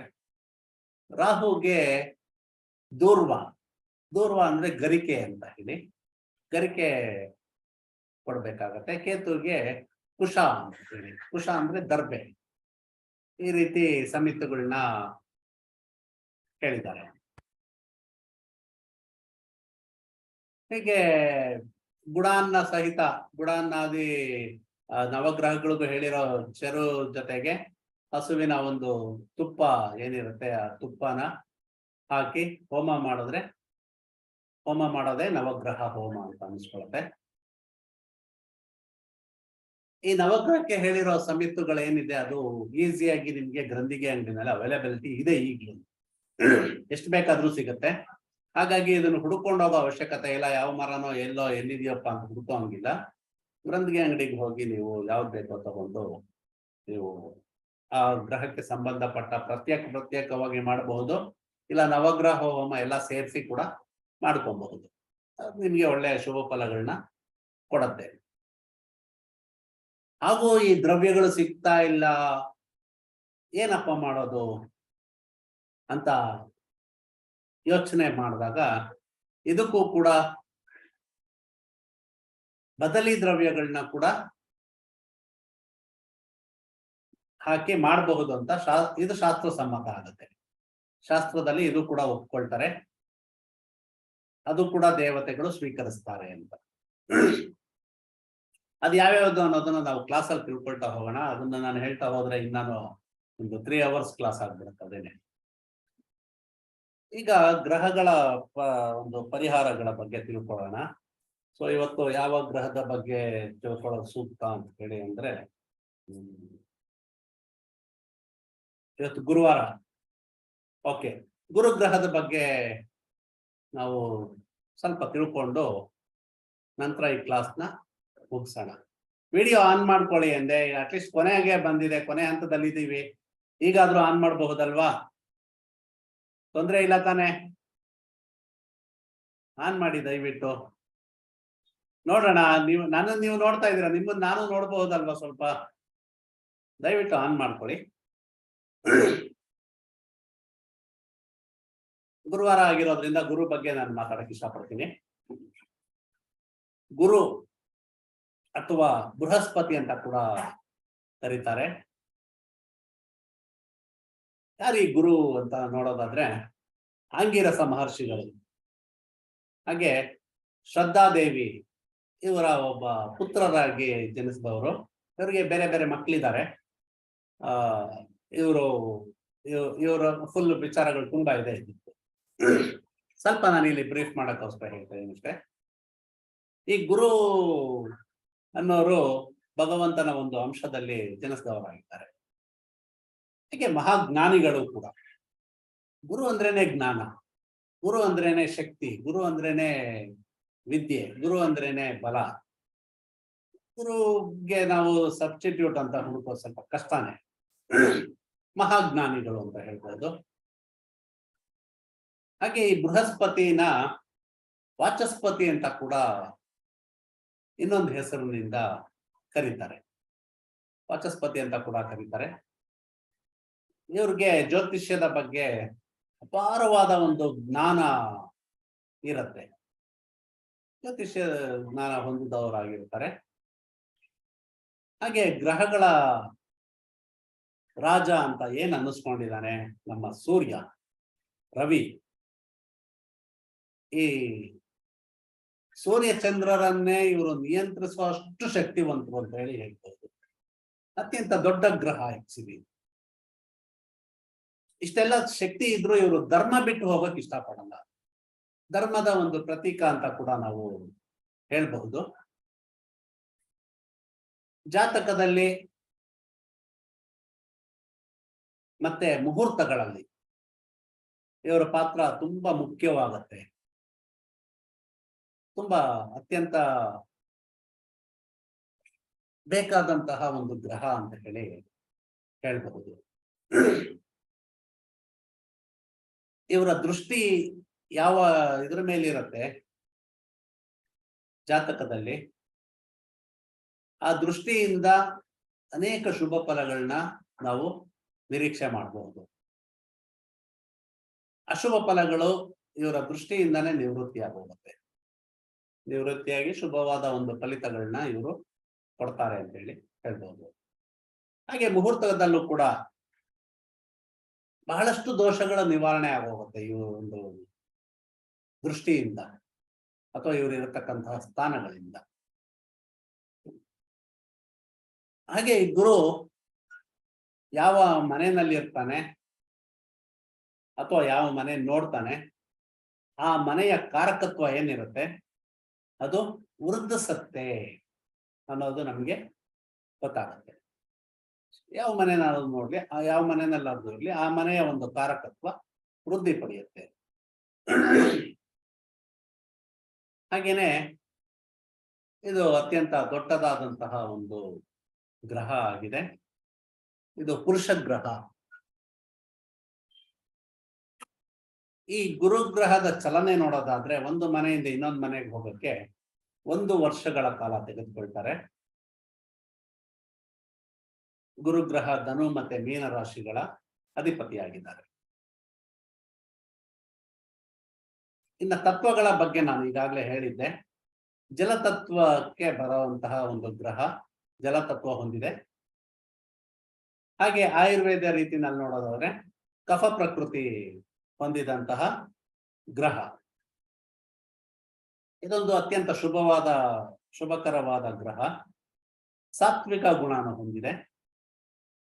ರುಚಿನಲ್ಲಿ ಸಿಹಿ ರುಚಿ ಹೊಂದಿರತಕ್ಕಂತಹ ಗ್ರಹ. ಈ ಗುರುಗ್ರಹಕ್ಕೆ ಹೇಳಿರುವ ಧಾತು ಅಂದ್ರೆ ಬಂಗಾರ, ಚಿನ್ನನ ಹೇಳಿದ್ದಾರೆ.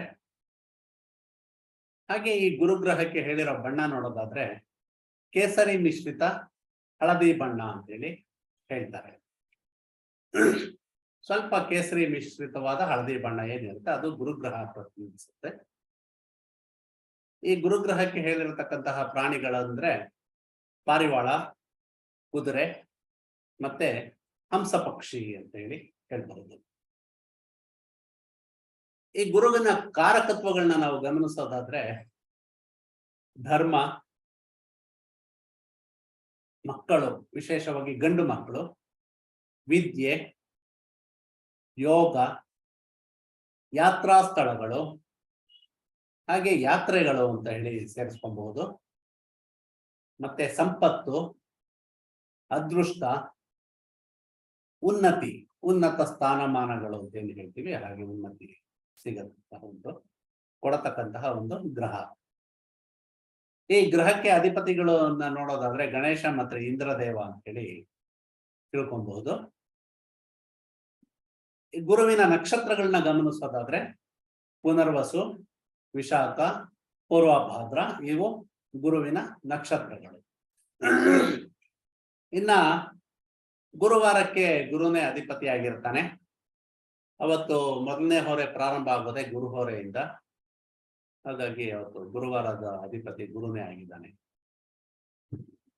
ಇನ್ನ ಗುರುವಿಗೆ ಹೇಳಿರತಕ್ಕಂತಹ ದಿಕ್ಕು ನೋಡೋದಾದ್ರೆ ಈಶಾನ್ಯ ಭಾಗ ಅಂದ್ರೆ ನಾರ್ತ್ ಈಸ್ಟ್ ಅಂತ ಏನೇ ನಾವು ಕರಿತೀವಿ, ಆ ಈಶಾನ್ಯ ಭಾಗನ ಪ್ರತಿನಿಧಿಸ್ತಾನೆ. ಹಾಗೆ ಗುರು ಕಟಕ ರಾಶಿನಲ್ಲಿ 5 ಡಿಗ್ರಿನಲ್ಲಿ ಉಚ್ಚಾಂಶನ ಪಡ್ಕೊಳ್ತಾನೆ. ಅಲ್ಲಿಂದ ಸಪ್ತಮ ರಾಶಿಯಾದ ಮಕರ ರಾಶಿನಲ್ಲಿ ಅದೇ 5 ಡಿಗ್ರಿನಲ್ಲಿ ನೀಚಾಂಶನ ಪಡ್ಕೊಳ್ತಾನೆ. ಗುರುಗ್ರಹ ಜಾತಕದ ಮೊದಲನೇ ಮನೆಯಲ್ಲಿ ದಿಗ್ಬಲನ ಹೊಂದವನಾಗಿದ್ದಾನೆ. ಸಂಖ್ಯಾಶಾಸ್ತ್ರದಲ್ಲಿ ಬಂದಾಗ ಗುರುವಿಗೆ ಹೇಳಿರತಕ್ಕಂತಹ ಸಂಖ್ಯೆ 3. ಹಾಗೆ ಗುರುಗೆ ಹೇಳಿರೋ ಪರಿಹಾರಗಳನ್ನ ಸ್ವಲ್ಪ ತಿಳ್ಕೊಂಡು ಮುಂದಕ್ಕೆ ಹೋಗೋಣ. ಗುರುಗ್ರಹಕ್ಕೆ ಹೇಳಿರೋ ಪರಿಹಾರಗಳಲ್ಲಿ ರುದ್ರಪಾರಾಯಣ ಒಂದು ಪಠಣೆ ಮಾಡಬಹುದು, ಅಥವಾ ನಿಮಗೆ ಗೊತ್ತಾಗದೆ ಇದ್ರೆ ಬೇರೆಯವ್ರ ಕೈಲಿ ಹೇಳಿ ಮಾಡಿಸ್ಬೇಕು. ಮತ್ತೆ ರುದ್ರಾಭಿಷೇಕ, ಈಶ್ವರನಿಗೆ ರುದ್ರಾಭಿಷೇಕ. ಹಾಗೆ ಗುರುವಿಗೆ ಹೇಳಿರತಕ್ಕಂತಹ ಮೂಲ ಮಂತ್ರನ ಜಪಿಸೋದು. ಅದು ಎಷ್ಟು ಬಾರಿ ಜಪಿಸ್ಬೇಕು, ಎಷ್ಟು ದಿನಗಳ ಕಾಲ ಜಪ ಮಾಡಬೇಕು, ಮತ್ತೆ ಯಾವ ಒಂದು ಬೇರೆ ಮಂತ್ರಗಳು ಬೇಕಾಗುತ್ತೆ, ಅದನ್ನೆಲ್ಲ ನಾವು ತರಗತಿನಲ್ಲಿ ಅಭ್ಯಾಸ ಮಾಡ್ತಾ ಹೋಗೋಣ. ಹಾಗೇನೆ ಮಹಾವಿಷ್ಣುವಿನ ದಶಾವತಾರ, ಅದರಲ್ಲಿ 5ನೇ ಅವತಾರ ಆಗಿರತಕ್ಕಂತಹ ವಾಮನಾವತಾರ, ಇದರ ಒಂದು ಆರಾಧನೆಯಿಂದ, ವಾಮನನ ಒಂದು ಆರಾಧನೆಯಿಂದ ಉತ್ತಮ ಫಲಿತಗಳನ್ನ ನಾವು ನೋಡ್ಬಹುದು. ಒಂದಷ್ಟು ಉತ್ತಮ ಫಲಗಳು ನಮಗೆ ಸಿಗುತ್ತೆ. ಹಾಗೇನೆ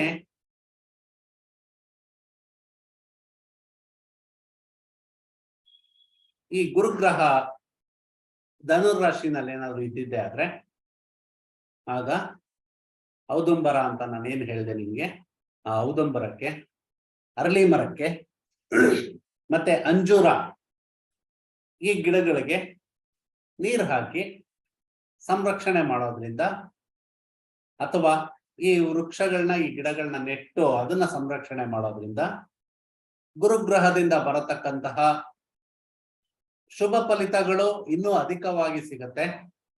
ದುಷ್ಫಲಗಳಿದ್ರೆ ಅದು ಕಡಿಮೆ ಆಗ್ತಾ ಬರುತ್ತೆ. ಹಾಗಾಗಿ ಇದನ್ನ ಸುಲಭವಾಗಿ ಮಾಡುವಂತಹದ್ದು. ಗಿಡಕ್ಕೆ ನೀರು ಹಾಕೋದೇನು ಕಷ್ಟ ಇಲ್ಲ, ಅಥವಾ ಗಿಡ ನೆಟ್ಟು ಬೆಳೆಸೋದು ಕಷ್ಟ ಇಲ್ಲ.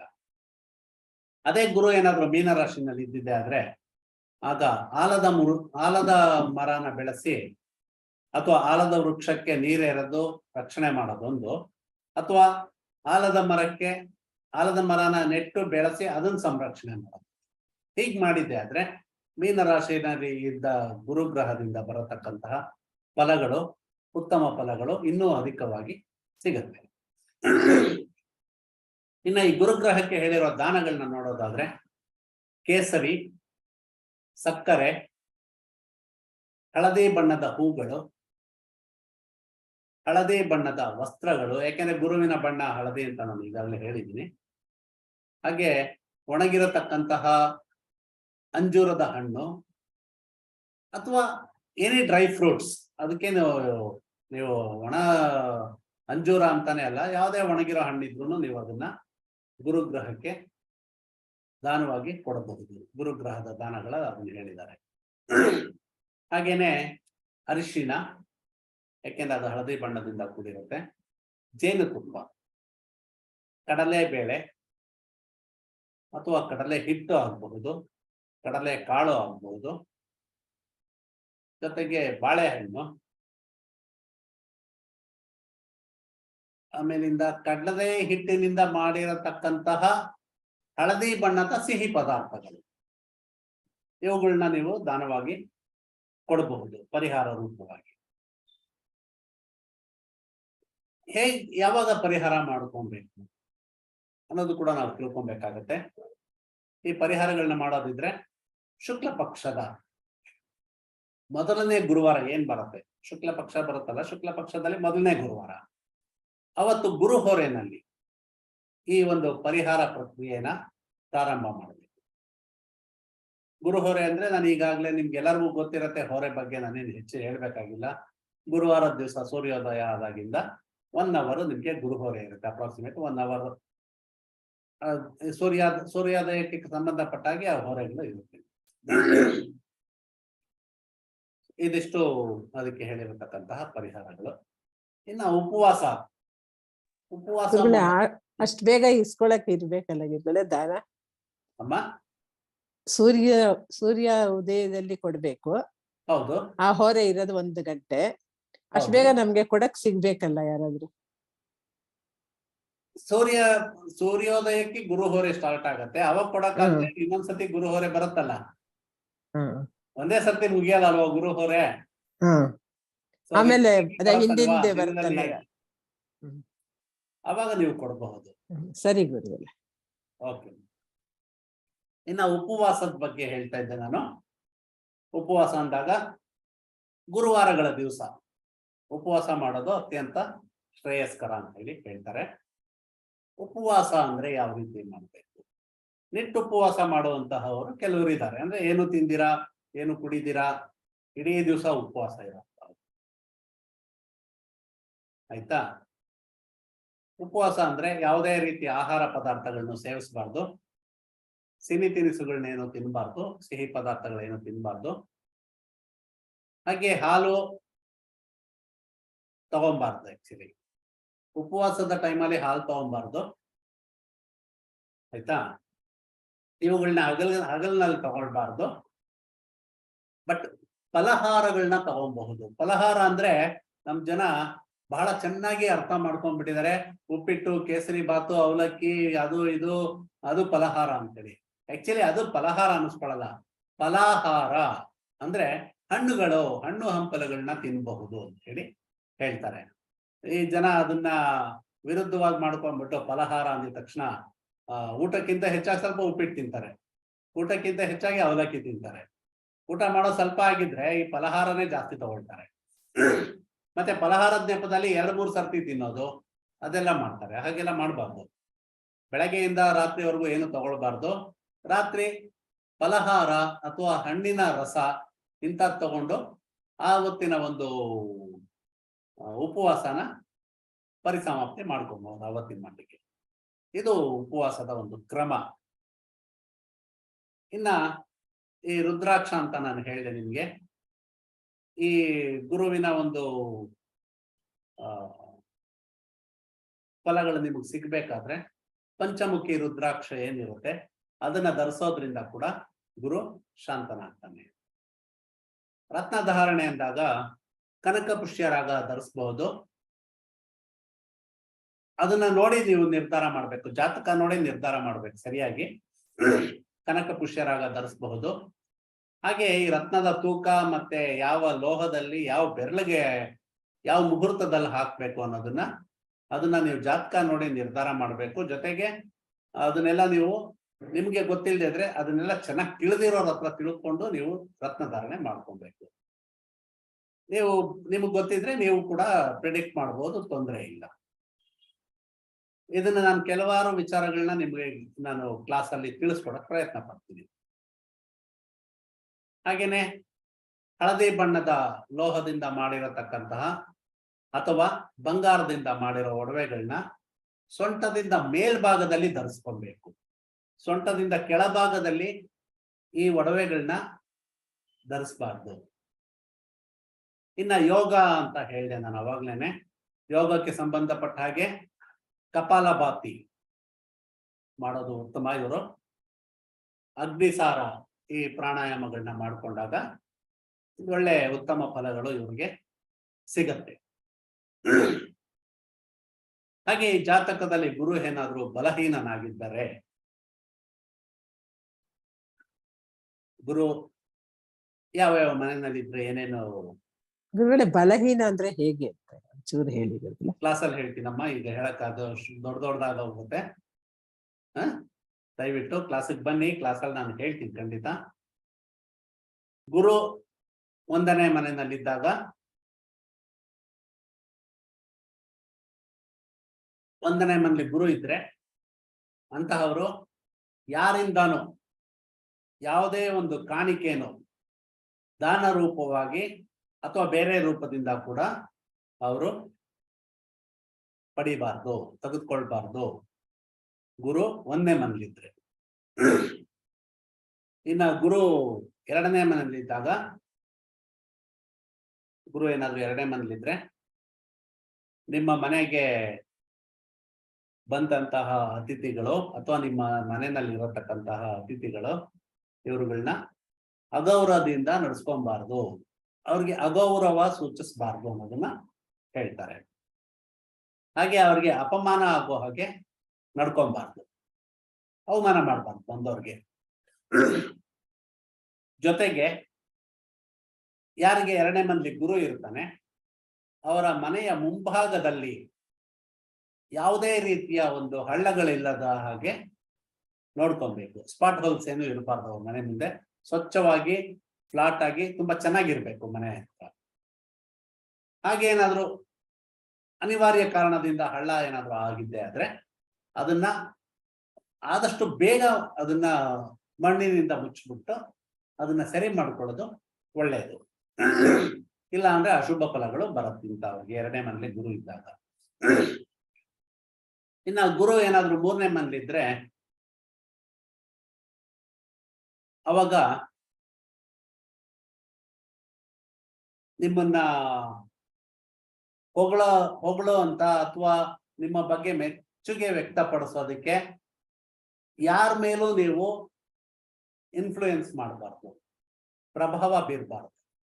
ಹಾಗೆ ನೀವು ಆಸೆ ಪಟ್ಟು ಹೊಗಳಿಸ್ಕೊಂಡ್ರೆ ನಿಮ್ಮ ಗುರುವಿನಿಂದ ಬರತಕ್ಕಂತಹ ಶುಭ ಫಲಗಳು ಹೊರಟೋಗುತ್ತೆ.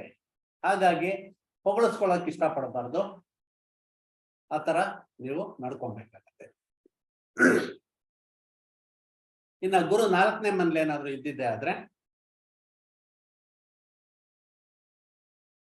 ಅಂತ ಅವರು ಹಗಲು ಕನಸು ಕಾಣಬಾರ್ದು, ಹಗಲು ಕನಸು ಕಾಣಬಾರ್ದು. ಹಾಗೆ ವಿವಸ್ತ್ರರಾಗಿ ಹೊರಗಡೆ ಬರಬಾರ್ದು. ಅವರು ಯಾವಾಗ್ಲೂ ಸದಾಕಾಲ ಪೂರ್ತಿಯಾಗಿ ಬಟ್ಟೆ ಧರಿಸೇ ಆಚೆ ಬರಬೇಕು. ಅವರ ಶರೀರ ಕಾಣೋ ಹಾಗೆ ಓಡಾಡೋದಾಗ್ಲಿ ಅಥವಾ ಯಾರೋ ಮುಂದಿನ ಅನಿವಾರ್ಯ ಕಾರಣದಿಂದ ಇರಬಹುದು ಅಥವಾ ಏನೇ ಕಾರಣದಿಂದ ವಿವಸ್ತ್ರರಾಗಿ ಅವರು ಬೇರೆಯವ್ರಿಗೆ ಕಾಣಿಸ್ಕೊಡ್ತಾರೆ. ಇನ್ನ ಗುರು 5ನೇ ಮನೇಲಿ ಏನಾದ್ರು ಇದ್ದಿದ್ದೆ ಆದ್ರೆ ಅವರು ಕೂಡ ಯಾರಿಂದಾನು ಯಾವುದೇ ಒಂದು ಕಾಣಿಕೆನ ದಾನ ರೂಪದಲ್ಲಾಗ್ಲಿ ಬೇರೆ ರೂಪದಲ್ಲಾಗ್ಲಿ ತೆಗೆದುಕೊಳ್ಬಾರ್ದು. ಹಾಗೆ ಯಾವ್ದಾದ್ರು ದೇವಸ್ಥಾನಗಳಿಗೆ ಅಥವಾ ಯಾವ್ದಾದ್ರು ಸಂಸ್ಥೆಗಳಿಗೆ ದಾನ ಕೊಡುವಾಗ ಇವರ ಹೆಸರನ್ನ ನಮೂದಿಸಿ ಕೊಡಬಾರ್ದು, ಯಾವುದೇ ಕಾರಣಕ್ಕೂ ಕೊಡಬಾರ್ದು. ಕೊಟ್ಟಿದ್ದೇ ಆದ್ರೆ ಇವ್ರಿಗೆ ಕೇಡು ತಪ್ಪಿದ್ದಲ್ಲ ಅಂತ ಹೇಳಿ ಹೇಳ್ಬಹುದು. ಯಾವುದೇ ಕಾರಣಕ್ಕೂ ಆ ತರಹ ಕೊಡಬಾರ್ದು, ನಿಗೂಢವಾಗಿ ಕೊಡಬೇಕು. ಕೊಟ್ಟಿದ್ದು ತಿಳಿಸ್ಬಾರ್ದು, ಕೊಟ್ಟಿದ್ದೀವಿ ಅಂತ ಇವ್ರ ಮನಸ್ಸಲ್ಲೂ ನೆನೆಸ್ಬಾರ್ದು. ಆ ರೀತಿ ಕೊಡಬಹುದೇ ಹೊರತು ಇವರು ಬೋರ್ಡ್ ಹಾಕ್ಸ್ಕೊಂಡು ಇದು ಇಂಥವ್ರು ದಾನ ಕೊಟ್ಟಿದ್ದು ಅಂತ ಬೋರ್ಡ್ ಇರ್ಲಿ ನಾವು ಕೊಟ್ಟಿದ್ದು ಅಂತ ಹೆಸರಾಕಿ ಅಂತ ಹೇಳಿ ಮಾಡಬಹುದು. ಇನ್ನ ಗುರು 6ನೇ ಮನೆ ಮತ್ತೆ 7ನೇ ಮನೆಯಲ್ಲಿದ್ದಾಗ ಗುರುವಾರಗಳ ದಿವಸ ಅಥವಾ ಗುರುವಿನ ನಕ್ಷತ್ರಗಳಿರೋ ದಿವಸ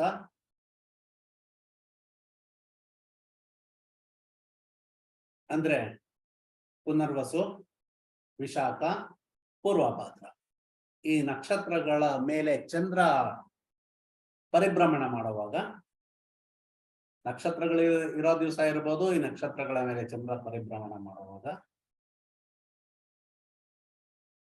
ಇವರು ಹಳದಿ ವಸ್ತ್ರಗಳನ್ನ ಯಾವುದೇ ಗುರುಗಳಾಗ್ಲಿ ಅಥವಾ ಸನ್ಯಾಸಿಗಳಾಗ್ಲಿ ಅಥವಾ ಸಾಧು ಸಂತರಾಗಲಿ ಇವ್ರುಗಳಿಗೆ ದಾನವಾಗಿ ಕೊಡಬಾರ್ದು.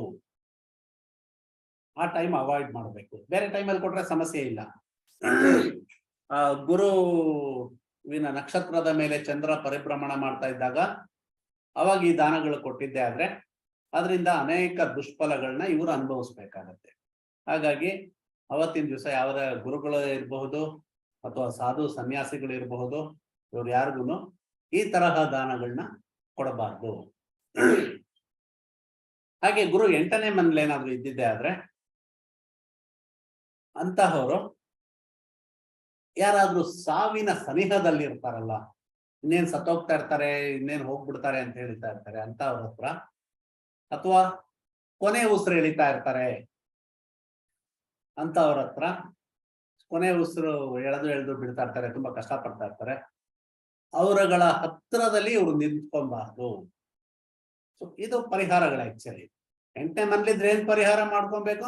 ಸಿಂಪಲ್ ಪರಿಹಾರ. ತುಂಬಾ ನೀವೇನು ಶ್ರಮ ಪಟ್ಟು ಏನೋ ಮಾಡ್ಬೇಕು ಅಂತೇನಿಲ್ಲ. ಇದೊಂದು ಈ ತರದ್ದು ನೀವು ಸಾಧನೆ ಮಾಡ್ಕೊಂಡ್ರೆ, ಇದನ್ನ ಜ್ಞಾಪಕ ಇಟ್ಕೊಂಡು ಮಾಡಿದ್ರೆ, ಈಗ ನಿಮ್ಮ ಬಂದ ಕ್ಲೈಂಟ್ಸ್ಗೆ ನೀವು ಈ ತರ ಪರಿಹಾರಗಳು ಕೊಟ್ಟಾಗ ಅವ್ರು ಆರಾಮಾಗಿರ್ತಾರೆ. ಅದರಿಂದ ಸಿಂಪಲ್ ಪರಿಹಾರ ಅಂತ ನಾನು ಅವಾಗಲೇ ನಿಮ್ಗೆ ಹೇಳಿದ್ದೆ. ಇನ್ನ ಗುರು 9ನೇ ಮನೇಲಿ ಏನಾದ್ರು ಇದ್ರೆ ಅಂತ ಅವರು ಯಾವಾಗ ಊಟ ಮಾಡ್ಬೇಕಾದ್ರೂ ಅವರು ಫ್ರೆಶ್ ಆಗಿ ಮಾಡ್ಕೊಂಡು ತಿನ್ನೋದು ಒಳ್ಳೇದು. ಯಾವುದೇ ಒಂದು ಪದಾರ್ಥ ತಿನ್ಬೇಕಾದ್ರೆ ತಾಜಾ ಆಹಾರ ಪದಾರ್ಥಗಳಾಗಿರ್ಬೇಕು ಅಂತ ಅದನ್ನ ಸೇವಿಸಬಹುದು. ಫ್ರಿಡ್ಜ್ ನಲ್ಲಿ ಇಟ್ಟಿರೋ ಒಂದು ಪದಾರ್ಥಗಳನ್ನ ಅವರು ಯಾವುದೇ ಕಾರಣಕ್ಕೂ ಸೇವನೆ ಮಾಡಬಾರ್ದು. ಹಾಗೆ ಬೆಳಗ್ಗೆ ಮಾಡಿರೋ ಪದಾರ್ಥ ಮಿಕ್ಕಿದೆ ಅಂತ ರಾತ್ರಿ ತಿನ್ನೋದಾಗ್ಲಿ ಅಂತ ಅದನ್ನೆಲ್ಲ ಮಾಡಬಾರ್ದು. ಅಥವಾ ರಾತ್ರಿ ಮಾಡಿದ ಬೆಳಗ್ಗೆ ತಿನ್ನೋದಾಗ್ಲಿ, ಹಾಗೆ ಉಳಿದಿರೋ ಪದಾರ್ಥಗಳನ್ನ, ಆಹಾರ ಪದಾರ್ಥಗಳನ್ನ ಇವರು ಸೇವನೆ ಮಾಡಬಾರ್ದು. ಜೊತೆಗೆ ಇವರು ಯಾರಿಗೂ ಸುಳ್ಳು ಆಶ್ವಾಸನೆಗಳನ್ನ ಕೊಡಬಾರ್ದು. ನಿನ್ಗೆ ಯಾಕಪ್ಪ, ನಾನಿದ್ದೀನಿ, ಮಾಡ್ಬಿಡ್ತೀನಿ, ನಿನ್ಗೇನು ನಾನ್ ಕೊಡ್ತೀನಿ ಅಂತ ಹೇಳಿ ಆಮೇಲೆ ತಪ್ಪಿಸ್ಕೊಂಡ್ಬಿಟ್ರೆ ಅದರಿಂದ ದೋಷಗಳು ಇವ್ರಿಗೆ ಬರುತ್ತೆ. ಅವ್ರು ಸರಿ ಹೋಗ್ತಾರೆ, ಆ ದೋಷಗಳನ್ನ ಇವ್ರು ಅನುಭವಿಸ್ಬೇಕಾಗತ್ತೆ. ಆ ರೀತಿ ಯಾವುದೇ ಒಂದು ಸುಳ್ಳು ಆಶ್ವಾಸನೆಗಳನ್ನ ಈ 9ನೇ ಮನೇಲಿ ಗುರು ಇರತಕ್ಕಂತಹವರು ಕೊಡ್ಲೇಬಾರ್ದು. ಜೊತೆಗೆ ಯಾವುದೇ ಒಂದು ಧರ್ಮ ಇರ್ಬೋದು ಅಥವಾ ಆ ಧರ್ಮದವರನ್ನ ಇರಬಹುದು, ಅವ್ರುಗಳನ್ನ ಇವರು ನಿಂದನೆ ಮಾಡಬಾರ್ದು, ನಿಂದಿಸಬಾರದು. ಹಾಗೇನಾದ್ರೂ ನಿಂದಿಸಿದ್ದೆ ಆದ್ರೆ ಇವ್ರುಗಳಿಗೆ ಸಮಸ್ಯೆ ತಪ್ಪಿದ್ದಲ್ಲ. ಅವ್ರುಗಳನ್ನ ಅಪಮಾನಗೊಳಿಸಬಾರ್ದು. ಅಥವಾ ಆ ಬೇರೆ ಅನ್ಯ ಧರ್ಮೀಯರನ್ನ, ಯಾವುದೇ ಧರ್ಮದವ್ರು ಇರ್ಬೋದು, ಅವ್ರುಗಳನ್ನ ಇವರು ದುರುಪಯೋಗ ಮಾಡ್ಕೊಬಾರ್ದು.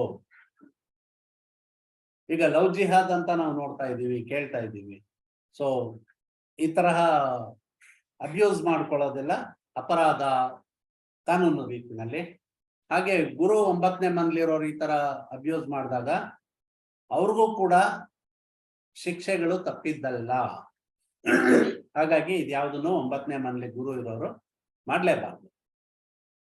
ಇನ್ನು ಗುರು 10ನೇ ಮನೇಲಿ ಏನಾದ್ರು ಇದ್ದಿದ್ದೆ ಆದ್ರೆ ಅಂತಹವರು ಶಕ್ತಿಗೆ ಮೀರಿ ಯಾರಿಗೂ ಸಹಾಯ ಮಾಡಕ್ ಹೋಗ್ಬಾರ್ದು.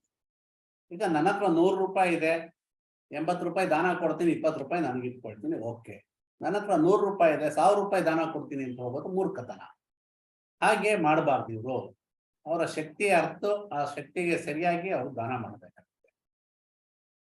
ಹಾಗೇನೆ ಯಾವುದೇ ಕಾರಣಕ್ಕೂ ಹಳದಿ ಬಣ್ಣದ ಬಟ್ಟೆಗಳು ಅಥವಾ ಬಂಗಾರ ಇವುಗಳನ್ನ 10ನೇ ಮನೇಲಿ ಗುರು ಇರೋರು ಧರಿಸ್ಲೇಬಾರ್ದು ಆಕ್ಚುಲಿ.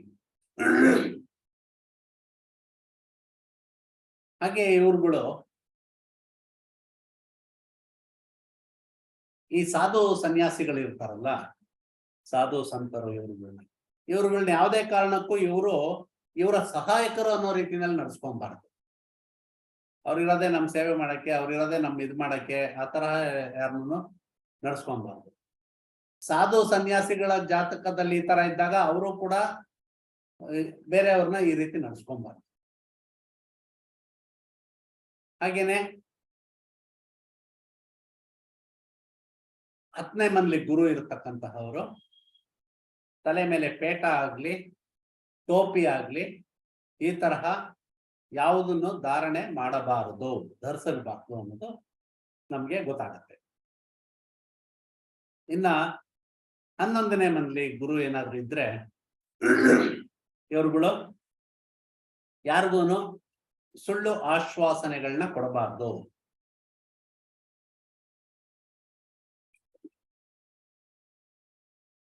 ಹಾಗೇನೆ ನಾನ್ ವೆಜ್ ಕನ್ಸ್ಯೂಮ್ ಮಾಡಬಾರ್ದು.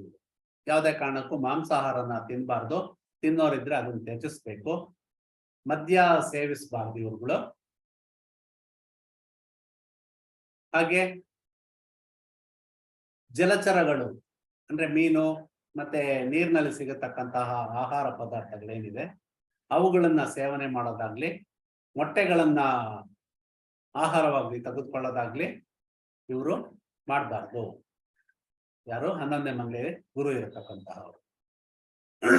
ಇನ್ನ ಗುರು 12ನೇ ಮನೇಲಿ ಇದ್ದಿದ್ದೆ ಆದ್ರೆ ಇವರು ಕೂಡ ಸಾಧು ಸಂತರನ್ನ ಹೀಯಾಳಿಸಬಾರ್ದು, ಅವ್ರಗಳಿಗೆ ಅವಮಾನ ಆಗೋ ರೀತಿ ನಡ್ಕೊಬಾರ್ದು. ಹಾಗೆ ಮಾಡ್ದಿರಾ ಅವರ ಸೇವೆ ಮಾಡಬೇಕು. ಹಾಗೆ ಸೇವೆ ಮಾಡಿದ್ದೆ ಆದ್ರೆ 12ನೇ ಮನೆಯಲ್ಲಿರೋ ಗುರುವಿನಿಂದ ಅನೇಕ ದೋಷಗಳು ನಿವೃತ್ತಿ ಆಗುತ್ತೆ. ಹಾಗೆ ಇವರು ಸುಳ್ಳು ಸಾಕ್ಷಿಗಳನ್ನ ಹೇಳಬಾರ್ದು. ಯಾರೋ ಅರ್ಜೆಂಟ್ ಇದೆ, ಏನೋ ಬಂದಲ್ಲಿ ಹೇಳ್ಬಿಡಪ್ಪ ಸ್ವಲ್ಪ ಅಂದ್ರೆ ಇವರು ಹೋಗಿ ಸುಳ್ಳೆಲ್ಲ ಹೇಳ್ಬಾರ್ದು. ಆದಷ್ಟು ಸತ್ಯನೇ ಮಾತಾಡಬೇಕು. ಹಾಗೆ ಇವರು 12ನೇ ಮನೇಲಿ ಗುರು ಇರತಕ್ಕಂತಹವರು ಯಾವುದೇ ಕಾರಣಕ್ಕೂ ಯಾವುದೇ ರೀತಿಯ ಮಾಲೆಗಳನ್ನ ಅಥವಾ ಸರಗಳನ್ನ ಧರಿಸಲೇಬಾರದು. ಹಾಗೆ ಧರಿಸಿದ್ದೇ ಆದ್ರೆ 12ನೇ ಮನೆ ಗುರುವಿನಿಂದ ಬರತಕ್ಕಂತಹ ತೊಂದರೆಗಳು ಜಾಸ್ತಿ ಆಗ್ತಾವ. ಹಾಗೇನೆ ಇದಿಷ್ಟು 12 ಮನೆಗಳ ವಿವರಣೆ ಆಯ್ತು. ಇನ್ನ ಗುರು ಏನಾದ್ರೂ ಧನು, ಮೀನ, ಕಟಕ ರಾಶಿಗಳಲ್ಲಿ ಇದ್ದಿದ್ದೇ ಆದ್ರೆ ಅಂತಹ ಜಾತಕರು ಯಾರಿರ್ತಾರೆ ಅವರು ಚಿನ್ನ ಅಥವಾ ಪುಸ್ತಕಗಳು ಅಥವಾ ಕಡಲೆ ಹಿಟ್ಟಿನಿಂದ ಮಾಡಿರುವ ಸಿಹಿ ಪದಾರ್ಥಗಳು ಇಂಥದನ್ನ ಅವಾಗವಾಗ ದಾನ ಕೊಡಕ್ ಹೋಗ್ತಿರ್ತಾರೆ. ಕೆಲವರು ನೋಡಿದೀವಲ್ವಾ, ಸಿಹಿ ಪದಾರ್ಥ ಅವಾಗವಾಗ ಗುರುವಾರ ಹೋಗಿ ಸಿಹಿ ಪದಾರ್ಥ ಕೊಡೋದು, ಹೀಗೆ ಮಾಡ್ತಾರೆ. ಆ ತರ ಅವಾಗವಾಗ ಕೊಡುವಂತಹ ಒಂದು ಪದ್ಧತಿನ ಬೆಳೆಸ್ಕೊಂಡ್ಬರ್ತೀವಿ. ಹಾಗೆ ಮಾಡಿದ್ದೆ ಆದ್ರೆ ಇವ್ರಿಗೆ ಒಂದು ಒಳ್ಳೆ ಫಲಗಳು ಸಿಗತ್ತೆ. ಸೊ ಇದಿಷ್ಟು ಗುರುಗ್ರಹದ ಪರಿಹಾರಗಳ ಬಗ್ಗೆ ಆಯ್ತು. ಇನ್ನ ಗುರುಗ್ರಹದ ನಕ್ಷತ್ರಗಳ ಪರಿಹಾರಗಳು ಅದೆಲ್ಲ ಮಾಡಕ್ಕೆ ಟೈಮ್ ಸಾಲಲ್ಲ, ತುಂಬಾ ಟೈಮ್ ಆಗಿದೆ ಈಗ್ಲೇನೆ. ಸೊ ನಾನು ಇಲ್ಲಿಗೇನೆ ಈ ಕ್ಲಾಸನ್ನ ಮುಗಿಸ್ತಾ ಇದ್ದೀನಿ. ಬಂದವ್ರಿಗೆಲ್ಲ ಧನ್ಯವಾದಗಳು. ಸಾಧ್ಯವಾದಷ್ಟು ಜನ ಸೇರ್ಕೊಳ್ಳಿ. ತುಂಬಾ ಅಮೌಂಟ್ ಕಡಿಮೆ ಇಟ್ಟಿದ್ದೀನಿ, ಯಾಕೆಂದ್ರೆ ಇದು ನಾನು ಕಲಿಸೋ ಉದ್ದೇಶದಿಂದ ಹೇಳ್ತಾ ಇರೋದೇ ಹೊರತು ಯಾವುದನ್ನು ಅತಿ ಆಸೆ ಇಟ್ಕೊಂಡು ಏನೋ ನನಗೆ ಸಿಗ್ಲಿ ಅಂತ ಮಾಡ್ತಾ ಇರೋದಲ್ಲ. ಮತ್ತೆ ಈ ಕ್ಲಾಸ್ನ ನಾನು ಪದೇ ಮಾಡೋದಿಲ್ಲ, ಇದು ಒಂದೇ ಸರ್ತಿ ಮಾಡೋದು. ನಾನು 9 ಗ್ರಹಗಳು ಪ್ಲಸ್ 27 ನಕ್ಷತ್ರಗಳದ್ದು ನಾನು ವಿವರಣೆಗಳನ್ನ ಕೊಡ್ತೀನಿ, ಜೊತೆಗೆ ಪರಿಹಾರಗಳನ್ನ ಸೂಚಿಸ್ತೀನಿ. ತುಂಬಾ ಸುಲಭವಾಗಿ ಮಾಡ್ಕೊಳ್ಳುವಂತ ಪರಿಹಾರಗಳು, ಮತ್ತೆ ಖಚಿತವಾಗಿ ಆಗುವಂತ ಪರಿಹಾರಗಳು. ಹಾಗಾಗಿ ಯಾರು ಸೇರ್ಬೇಕು ಅಂತಿದ್ದೀರಾ ನನ್ನ ಫೋನ್ ನಂಬರ್ ತಗೊಳ್ಳಿ. ನನ್ನ ಇದು ಹಾಕಿದ್ದೀನಿ ಗ್ರೂಪ್ ಅಲ್ಲಿ, ಇವತ್ತು ಇನ್ನೊಂದು ಚೇಂಜ್ ಮಾಡಿ ಹಾಕ್ತೀನಿ ನಾನು. ಮುಂದಿನ ಗುರುವಾರದಿಂದ ರೆಗ್ಯುಲರ್ ಕ್ಲಾಸ್ ಸ್ಟಾರ್ಟ್ ಆಗುತ್ತೆ. 15 ದಿವಸದಲ್ಲಿ ಮುಗಿಸ್ಬೇಕು ಅನ್ಕೊಂಡಿದ್ದೀನಿ. ಬಹುಶಃ 15 ದಿವಸಕ್ಕೆ ಮುಗಿಯೋದು ಡೌಟು, ಆದ್ರೂ ಎಷ್ಟು ದಿವಸ ಆದ್ರೂ ಚಿಂತೆ ಇಲ್ಲ. ಪೂರ್ಣವಾದ ಪಾಠನ ನಿಮ್ಗೆಲ್ಲರಿಗೂ ಕೊಡೋ ಉದ್ದೇಶ ಇಟ್ಕೊಂಡಿದ್ದೀನಿ. ಸಾಧ್ಯವಾದಷ್ಟು ಜನ ಬನ್ನಿ, ಇದ್ರ ಉಪಯೋಗನ ಪಡ್ಕೊಳ್ಳಿ. ಸೊ ಎಲ್ಲರಿಗೂ ಒಳ್ಳೇದಾಗ್ಲಿ, ಸರ್ವೇ ಜನ ಸುಖಿನೋ ಭವಂತು. ದೇವರು ಎಲ್ಲಾರನ್ನೂ ಕಾಪಾಡ್ಲಿ, ಎಲ್ಲಾರ್ಗು ಒಳ್ಳೇದ್ ಮಾಡ್ಲಿ. ಇದನ್ನ ಇಲ್ಲಿಗೆ ನಾನು ಮುಗಿಸ್ತಾ ಇದ್ದೀನಿ. ಧನ್ಯವಾದಗಳು. ಯಾರಾದ್ರೂ ಮಾತಾಡೋದಿದ್ರೆ ಒಂದ್ 2 ನಿಮಿಷ ಮಾತಾಡಬಹುದು. ಗುರುಗಳೇ ಮಾತಾಡಿ ದಯವಿಟ್ಟು. ಗುರುಗಳೇ ನಮಸ್ತೆ, ಮಂಜುನಾಥ್ ಅಂತ. ಹೇಳಿ ಮಂಜುನಾಥ್ ಅವ್ರೆ. ಗುರುಗಳೇ, ಒಂದು 7:15 ಹಾಗೆ ಕ್ಲಾಸ್ ಇಟ್ರೆ ಚೆನ್ನಾಗಿರುತ್ತೆ. ಸರ್, ಇದು ರೆಕಾರ್ಡಿಂಗ್ ಕಳಿಸ್ತೀನಿ ನಾನು. ರೆಕಾರ್ಡಿಂಗ್ ಇರುತ್ತೆ ನಿಮ್ಮ ಹತ್ರ. ನಾನು 7:15 ಏನು ಕ್ಲಾಸ್ ಮಾಡೋದು ನೀವು ಕೇಳ್ತಾ ಇದ್ದೀರಾ. 7 ಗಂಟೆಗೆ ಮಾಡೋ ಕ್ಲಾಸು ಇವಾಗ ಎಷ್ಟು ಮಾಡಿದೀನಿ, ಇಷ್ಟು ಇರೋಂತಹ ರೆಕಾರ್ಡಿಂಗ್ ನಾನು ನಿಮಗ್ ಕೊಡ್ತೀನಿ. ಓಕೆ, ನೀವು ಅದನ್ನ ನೋಡ್ಕೊಬಹುದು. 7:15 ಅಲ್ಲ, ನೀವು ಯಾವಾಗ ಮನೆಗೆ ಬಂದ್ರು ಕೂತ್ಕೊಂಡು ನೀವು ನೋಡ್ಕೊಬಹುದು. ಫ್ರೀ ಆದಾಗ ನೋಡ್ಕೊಬಹುದು. ನಿಮ್ ಮೊಬೈಲ್ ಅಲ್ಲಿ ಇರುತ್ತೆ, ನೀವು ಎಲ್ಲೋ ಕೂತಿರ್ತೀರಾ, ಫ್ರೀ ಇದ್ದೀರಾ, ಟೈಮ್ ಇದೆ, ನೋಡ್ಕೊಬಹುದು. ಸೊ ಹಾಗಾಗಿ ಮತ್ತೆ ಇನ್ನೊಂದೇನಾಗತ್ತೆ, ಈಗ ನಿಮ್ಗೆ 7:15 ಅಂತ ಅಂದ್ರೆ ಇನ್ನೊಬ್ರು ಬಂದು ಸರ್ 8:15 ಮಾಡಿ ಅಂತಾರೆ, ಇನ್ನೊಬ್ರು ಬರ್ತಾರೆ 6 ಗಂಟೆಗೆ ಮಾಡಿ ಅಂತಾರೆ. ಸೊ ಆತರ ಒಬ್ಬೊಬ್ರಿಗೊಂದೊಂದು ಟೈಮ್ ಮಾಡೋದು ಕಷ್ಟ ಆಗತ್ತಲ್ವಾ. ಹಾಗಾಗಿ ರೆಕಾರ್ಡಿಂಗ್ ಕೊಡ್ತಾ ಇದ್ದೀನಿ, ರೆಕಾರ್ಡಿಂಗ್ ನೋಡ್ಕೊಬಹುದು, ತೊಂದ್ರೆ ಇಲ್ಲ. ಸರಿ ಗುರುಗಳೇ. ಗುರುಗಳೇ ನಮಸ್ಕಾರ, ಚಂದ್ರಶೇಖರ್ ಶರ್ಮಾ. ಓಹೋ, ಚಂದ್ರಶೇಖರ್ ಶರ್ಮಾ ಅವರೇ ನಮಸ್ಕಾರ. ನಮಸ್ತೆ ಗುರುಗಳೇ, ಹೇಗಿದ್ದೀರಿ? ನೀವ್ ಹೇಳ್ಬೇಕಪ್ಪ. ಆರಾಮಿದ್ದೀನಿ. ನೋಡೋಣ, ಅಟ್ಲೀಸ್ಟ್ ಬಹಳ ದಿವಸಗಳ ನಂತರ ದರ್ಶನ ಭಾಗ್ಯ ಸಿಕ್ಲಿ. ದೊಡ್ಡ ಮಾತು ಹೇಳ್ತಿದ್ರಲ್ಲ ಗುರುಗಳೇ. ಅಲ್ಲ, ನೀವು ದೊಡ್ಡವರಾಗ್ಬಿಟ್ಟಿದ್ದೀರಾ ಸರ್ ಈಗ. ಇಲ್ಲ, ಇನ್ನು ಆ ತಾಯಿ ನನ್ಗ ಇದನ್ ಕೊಟ್ಟಿಲ್ಲ. ಇರ್ಲಿ, ಬರ್ಲಿ ದೊಡ್ಡವರಾಗಿ, ತೊಂದ್ರೆ ಇಲ್ಲ. ಹೇಗಿದ್ದೀರಾ ಶರ್ಮಾ? ಆರಾಮಿದ್ದೀನಿ ಗುರುಗಳೇ, ನೀವ್ ಆರಾಮಿದ್ದೀರಲ್ಲ? ಆರಾಮ್. ಹೇಳಿ ಗುರುಗಳೇ. ಅದೇ ಇವಾಗ ಆಕ್ಚುಲಿ ವಿಡಿಯೋ ಲಾಸ್ಟ್ ಟೈಮ್ ಇದ್ರದ್ದು ಬಂದಿತ್ತಲ್ಲ, ವಿಡಿಯೋ ಹತ್ರ ಬೇಡ ಗುರುಗಳೇ, ಅದು ಡಿಲೀಟ್ ಆಗೋಗ್ಬಿಟ್ರೆ ನನ್ಗೆ ನೋಡಕ್ ಇಲ್ಲ. ಇದು ನೋಡಿ, ಇವಾಗ ಏನ್ ಪಾಠ ಆಗಿದೆ ಇದು ನಾಳೆ ಬೆಳಗ್ಗೆನೆ ಅಪ್ಲೋಡ್ ಆಗತ್ತೆ.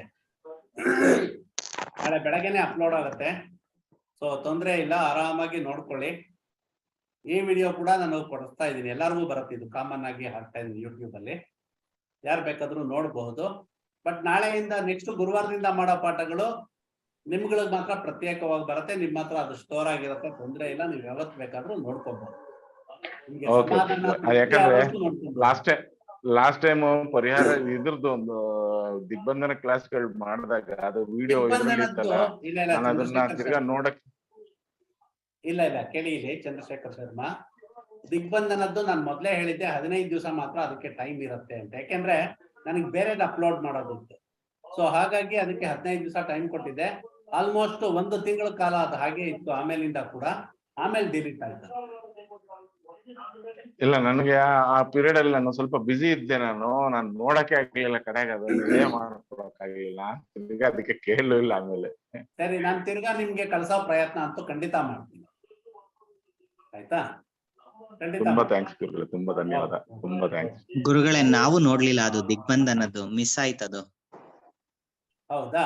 ನೀವು ಯಾರ್ಯಾರಿಗೆ ಮಿಸ್ ಆಗಿದೆ ದಿಗ್ಬಂಧನ ಕ್ಲಾಸಿಗೆ ಬಂದವರು, ದಯವಿಟ್ಟು ನನಗೊಂದು ಪರ್ಸನಲ್ ಆಗಿ ಮೆಸೇಜ್ ಹಾಕಿ, ಜೊತೆಗೆ ನಿಮ್ಮ ಇಮೇಲ್ ಐಡಿ ಕಳಿಸ್ಕೊಡಿ ನನಗೆ. ಕಳಿಸಿದ್ರೆ ನಾನು ನಿಮ್ಗಳಿಗೆ ವಿಡಿಯೋನ ಅಪ್ಲೋಡ್ ಮಾಡಿ ಕೊಡ್ತೀನಿ. ಸರಿ ಗುರುಗಳೇ. ಯಾಕೆಂದ್ರೆ ನಾನು ಇವಾಗ ಯಾರ್ದು ಇಮೇಲ್ ಐಡಿ ಇಲ್ಲ, ನಾನು ಹಾಕೋದಕ್ಕೆ ಆಗೋದು ಇಲ್ಲ. ನೀವು ಇಮೇಲ್ ಐಡಿ ಯಾರು ಕೊಡ್ತೀರಾ ಅವ್ರಿಗೆ ನಾನು ದಿಗ್ಬಂಧನಕ್ಕೂ ಹಾಕ್ತೀನಿ.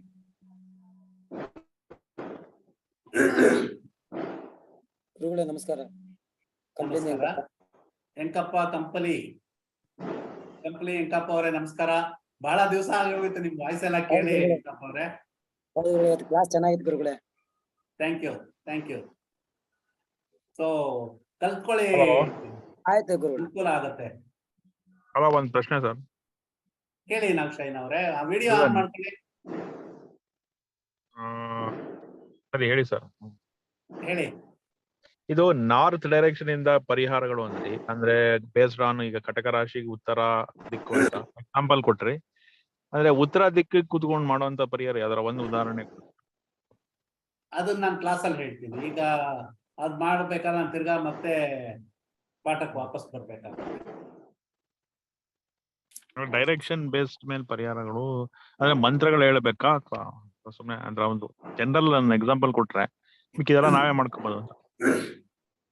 ಇಲ್ಲ, ಮಂತ್ರಗಳು ಅದಕ್ಕೆ ಸಂಬಂಧಪಟ್ಟ ಗ್ರಹ ಎಲ್ಲಿದೆ ಅನ್ನೋದು ಇಂಪಾರ್ಟೆಂಟ್. ಆಯ್ತಾ? ಅದಕ್ಕೆ ಅದರದ್ದೇ ಆದ ಪರಿಹಾರಗಳಿದೆ. ಯಾವ ಗ್ರಹಕ್ಕೆ ಮಾಡ್ತೀರಾ ಅನ್ನೋದು ಇಂಪಾರ್ಟೆಂಟು. ಅದಕ್ಕೆ ಅದರದ್ದೇ ಆದ ಸೂಕ್ತವಾದ ಪರಿಹಾರಗಳು ಇರುತ್ತೆ. ನೀವು ಕ್ಲಾಸಿಗೆ ಬಂದ್ರೆ ಅದನ್ನ ನಾನು ತಿಳಿಸ್ತೀನಿ, ಡೆಫಿನೆಟ್ ಆಗಿ ತಿಳಿಸ್ತೀನಿ. ನನ್ನ ಕ್ಲಾಸಲ್ಲಿ ಎಲ್ಲ ವಿಚಾರ ಬರುತ್ತೆ. ಗುರುಗಳೇ ಆಕಾಶ ತತ್ವ ಬರ್ಲಿಲ್ಲ ಗುರುಗಳೇ. ಆಕಾಶ ತತ್ವದೊಂದು ಸರ್, ಆಕಾಶ ತತ್ವ ಒಂದು ಹೇಳಿಲ್ಲ ಗುರುಗಳೇ. ದಿಕ್ಕುಗಳು ಹೇಳಿದ್ರಿ.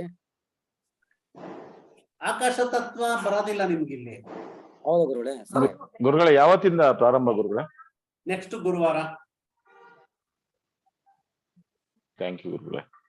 ಗುರುವಾರ ನಂಗೆ ಶುಕ್ರವಾರ ದ್ವಿತೀಯ ವಿಘ್ನ, ಪೌರ್ಣಮಿ ಇರ್ತಲ್ಲ, ಕೇಳಿಸ್ಕೊಳ್ಳಿ, ನೋಡ್ಕೊಳ್ಳಿ. ಪೌರ್ಣಮಿ ಸತ್ಯನಾರಾಯಣ ಪೂಜೆ.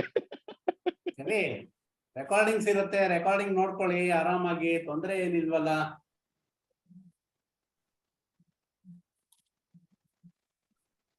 ಬೇರೆ ಇನ್ಯಾರಾದ್ರೂ ಏನಾದ್ರು ಮಾತಾಡೋದಿತ್ತಾ? ಸರ್ ಸರ್ ನಮಸ್ತೆ, ದೇವಿ ಪ್ರಸಾದ್ ಅಂತ ರಾಮನಗರದಿಂದ. ಸರ್, ಸರ್ ಅದೇ ನನ್ಗೆ ಇವತ್ತು ಕ್ಲಾಸ್ ತುಂಬಾ ಮಿಸ್ ಆಯ್ತು. ಫೋನ್ ಕಾಲ್ಗಳು ಅದು ಇದು ತುಂಬಾ ಡಿಸ್ಟರ್ಬ್ ಆಯ್ತು ಸರ್. ರೆಕಾರ್ಡ್ ನ ಕೇಳಿಸ್ಕೊಂಡು ಮುಂದುವರಿತೀನಿ ಸರ್. ಇವತ್ತು ರೆಕಾರ್ಡಿಂಗ್ ಕಳಿಸ್ಕೊಡ್ತೀನಿ ನಾನು. ನಾಳೆ ಬೆಳಗ್ಗೆ ಅಪ್ಲೋಡ್. ಇವತ್ತಿಂದು ರೆಕಾರ್ಡ್ ಸಿಗುತ್ತಲ್ವಾ ಸರ್? ಇವತ್ತಿನ ಸಿಗತ್ತೆ. ಹಾ, ಇವತ್ತಿನ ಅದನ್ನ ನೀವು ಹೆಂಗ್ ಕಳಿಸ್ಕೊಡ್ತೀರಾ ಸರ್? ಅಂದ್ರೆ ಯೂಟ್ಯೂಬ್ ಅಲ್ಲಿ ನಾವು ನೋಡ್ಬೇಕಾ? ಲಿಂಕ್ ಕಳಿಸ್ತೀನಿ. ನೀವು ನಮ್ ಗ್ರೂಪ್ ಅಲ್ಲಿ ಇದ್ದೀರಾ? ಹೌದೌದು ಇದ್ದೀನಿ. ಓಕೆ, ಗ್ರೂಪ್ ಅಲ್ಲಿ ಲಿಂಕ್ ಹಾಕ್ತೀನಿ ನಾನು. ಓಕೆ ಲಿಂಕ್ ನೀವು ಯೂಸ್ ಮಾಡ್ಕೊಬಹುದು. ಇದು ಯೂಟ್ಯೂಬ್ ಅಲ್ಲಿ ಇರೋದ್ರಿಂದ ಯಾರ್ ಬೇಕಾದ್ರೂ ನೋಡ್ಬಹುದು. ಇಂಥವ್ರೇ ನೋಡ್ಬೇಕು ಅಂತವ್ರೇ ನೋಡ್ಬೇಕು, ರಿಸ್ಟ್ರಿಕ್ಷನ್ಸ್ ಏನಿಲ್ಲ. ಸರಿ ಸರ್. ಹಾಗಾಗಿ ಇದನ್ನ ಗ್ರೂಪ್ ಅಲ್ಲಿ ಇರುತ್ತೆ, ನೀವು ನೋಡ್ಕೊಬಹುದು, ತೊಂದ್ರೆ ಇಲ್ಲ. Okay sir, thank you. So ಯಾವಾಗ ಬೇಕಾದ್ರೂ ನೋಡ್ಬೋದು, ಇದಕ್ಕೇನು ಟೈಮ್ ಲಿಮಿಟ್ ಏನಿಲ್ಲ. ಎಷ್ಟು ವರ್ಷ ಬೇಕಾದ್ರೂ ನೀವು Okay, ಇದನ್ನ ನೋಡ್ಬೋದು, ತೊಂದ್ರೆ ಇಲ್ಲ. Okay, thank you. ಬೇರೆ ಇನ್ಯಾರಾದ್ರೂ ಮಾತಾಡೋದಿತ್ತಾ? ನಾನ್ ಮೊದಲು ನಮಸ್ಕಾರ ಸರ್, ನಾಗರತ್ನ ಅಂತ. ಇದೇ ನಾಗರತ್ನ ಫಸ್ಟ್ ಕ್ಲಾಸ್ ನಮಸ್ಕಾರ. ನಿಮ್ದು ಅಟೆಂಡ್ ಮಾಡಿದ್ದು. ಆದ್ರೆ ವಿಷಯಗಳನ್ನ ಬಹಳ ಸಿಂಪಲ್ ಆಗಿದ್ರು ಕೂಡ ಆಳವಾದಂತ ತಿಳ್ಕೊಳ್ತಕ್ಕಂಥ ವಿಚಾರಗಳನ್ನ ತಿಳಿಸ್ಕೊಟ್ರಿ. ತುಂಬಾ ತುಂಬಾ ಧನ್ಯವಾದಗಳು ಸರ್. ಧನ್ಯವಾದ ಅಮ್ಮ. ಮತ್ತೆ ಅಲ್ಲ, ನಂದು ಉದ್ದೇಶನೇ ಅದು. ಪರಿಹಾರ ಅನ್ನೋದು ಸಿಂಪಲ್ ಆಗಿರ್ಬೇಕು, ಬಟ್ ಪರಿಣಾಮಕಾರಿಯಾಗಿರ್ಬೇಕು. ನಾನು ಕೊಡೋ ಬಹಳಷ್ಟು ಪರಿಹಾರಗಳು ಬೇರೆಯವರಿಗೆ ಕೊಟ್ಟು ಅಥವಾ ನಾನ್ ಮಾಡಿ ಅದು ನಮ್ಗೆ ಫಲಗಳು ಬಂದಿರೋ ಅಂತದೇ ನಾನು ಜಾಸ್ತಿ ಹೇಳಕ್ ಇಷ್ಟಪಡ್ತೀನಿ. ಸುಮ್ಮನೆ ಎಲ್ಲಿಂದಾನೋ ತೆಗೆದು ಕೊಡೋದಲ್ಲ, ಅದು ನಮ್ಗೆ ವರ್ಕ್ ಆಗಿರ್ಬೇಕು. ಅಂತ ಪರಿಹಾರಗಳನ್ನ ನಾನು ಆದಷ್ಟು ಕೊಡೋದಕ್ಕೆ ಇಷ್ಟಪಡ್ತೀನಿ. Thank you sir, thank you. ಮತ್ತೊಮ್ಮೆ ಧನ್ಯವಾದಗಳು. ಇನ್ಯಾರಾದ್ರೂ ಮಾತಾಡೋದಿತ್ತಾ?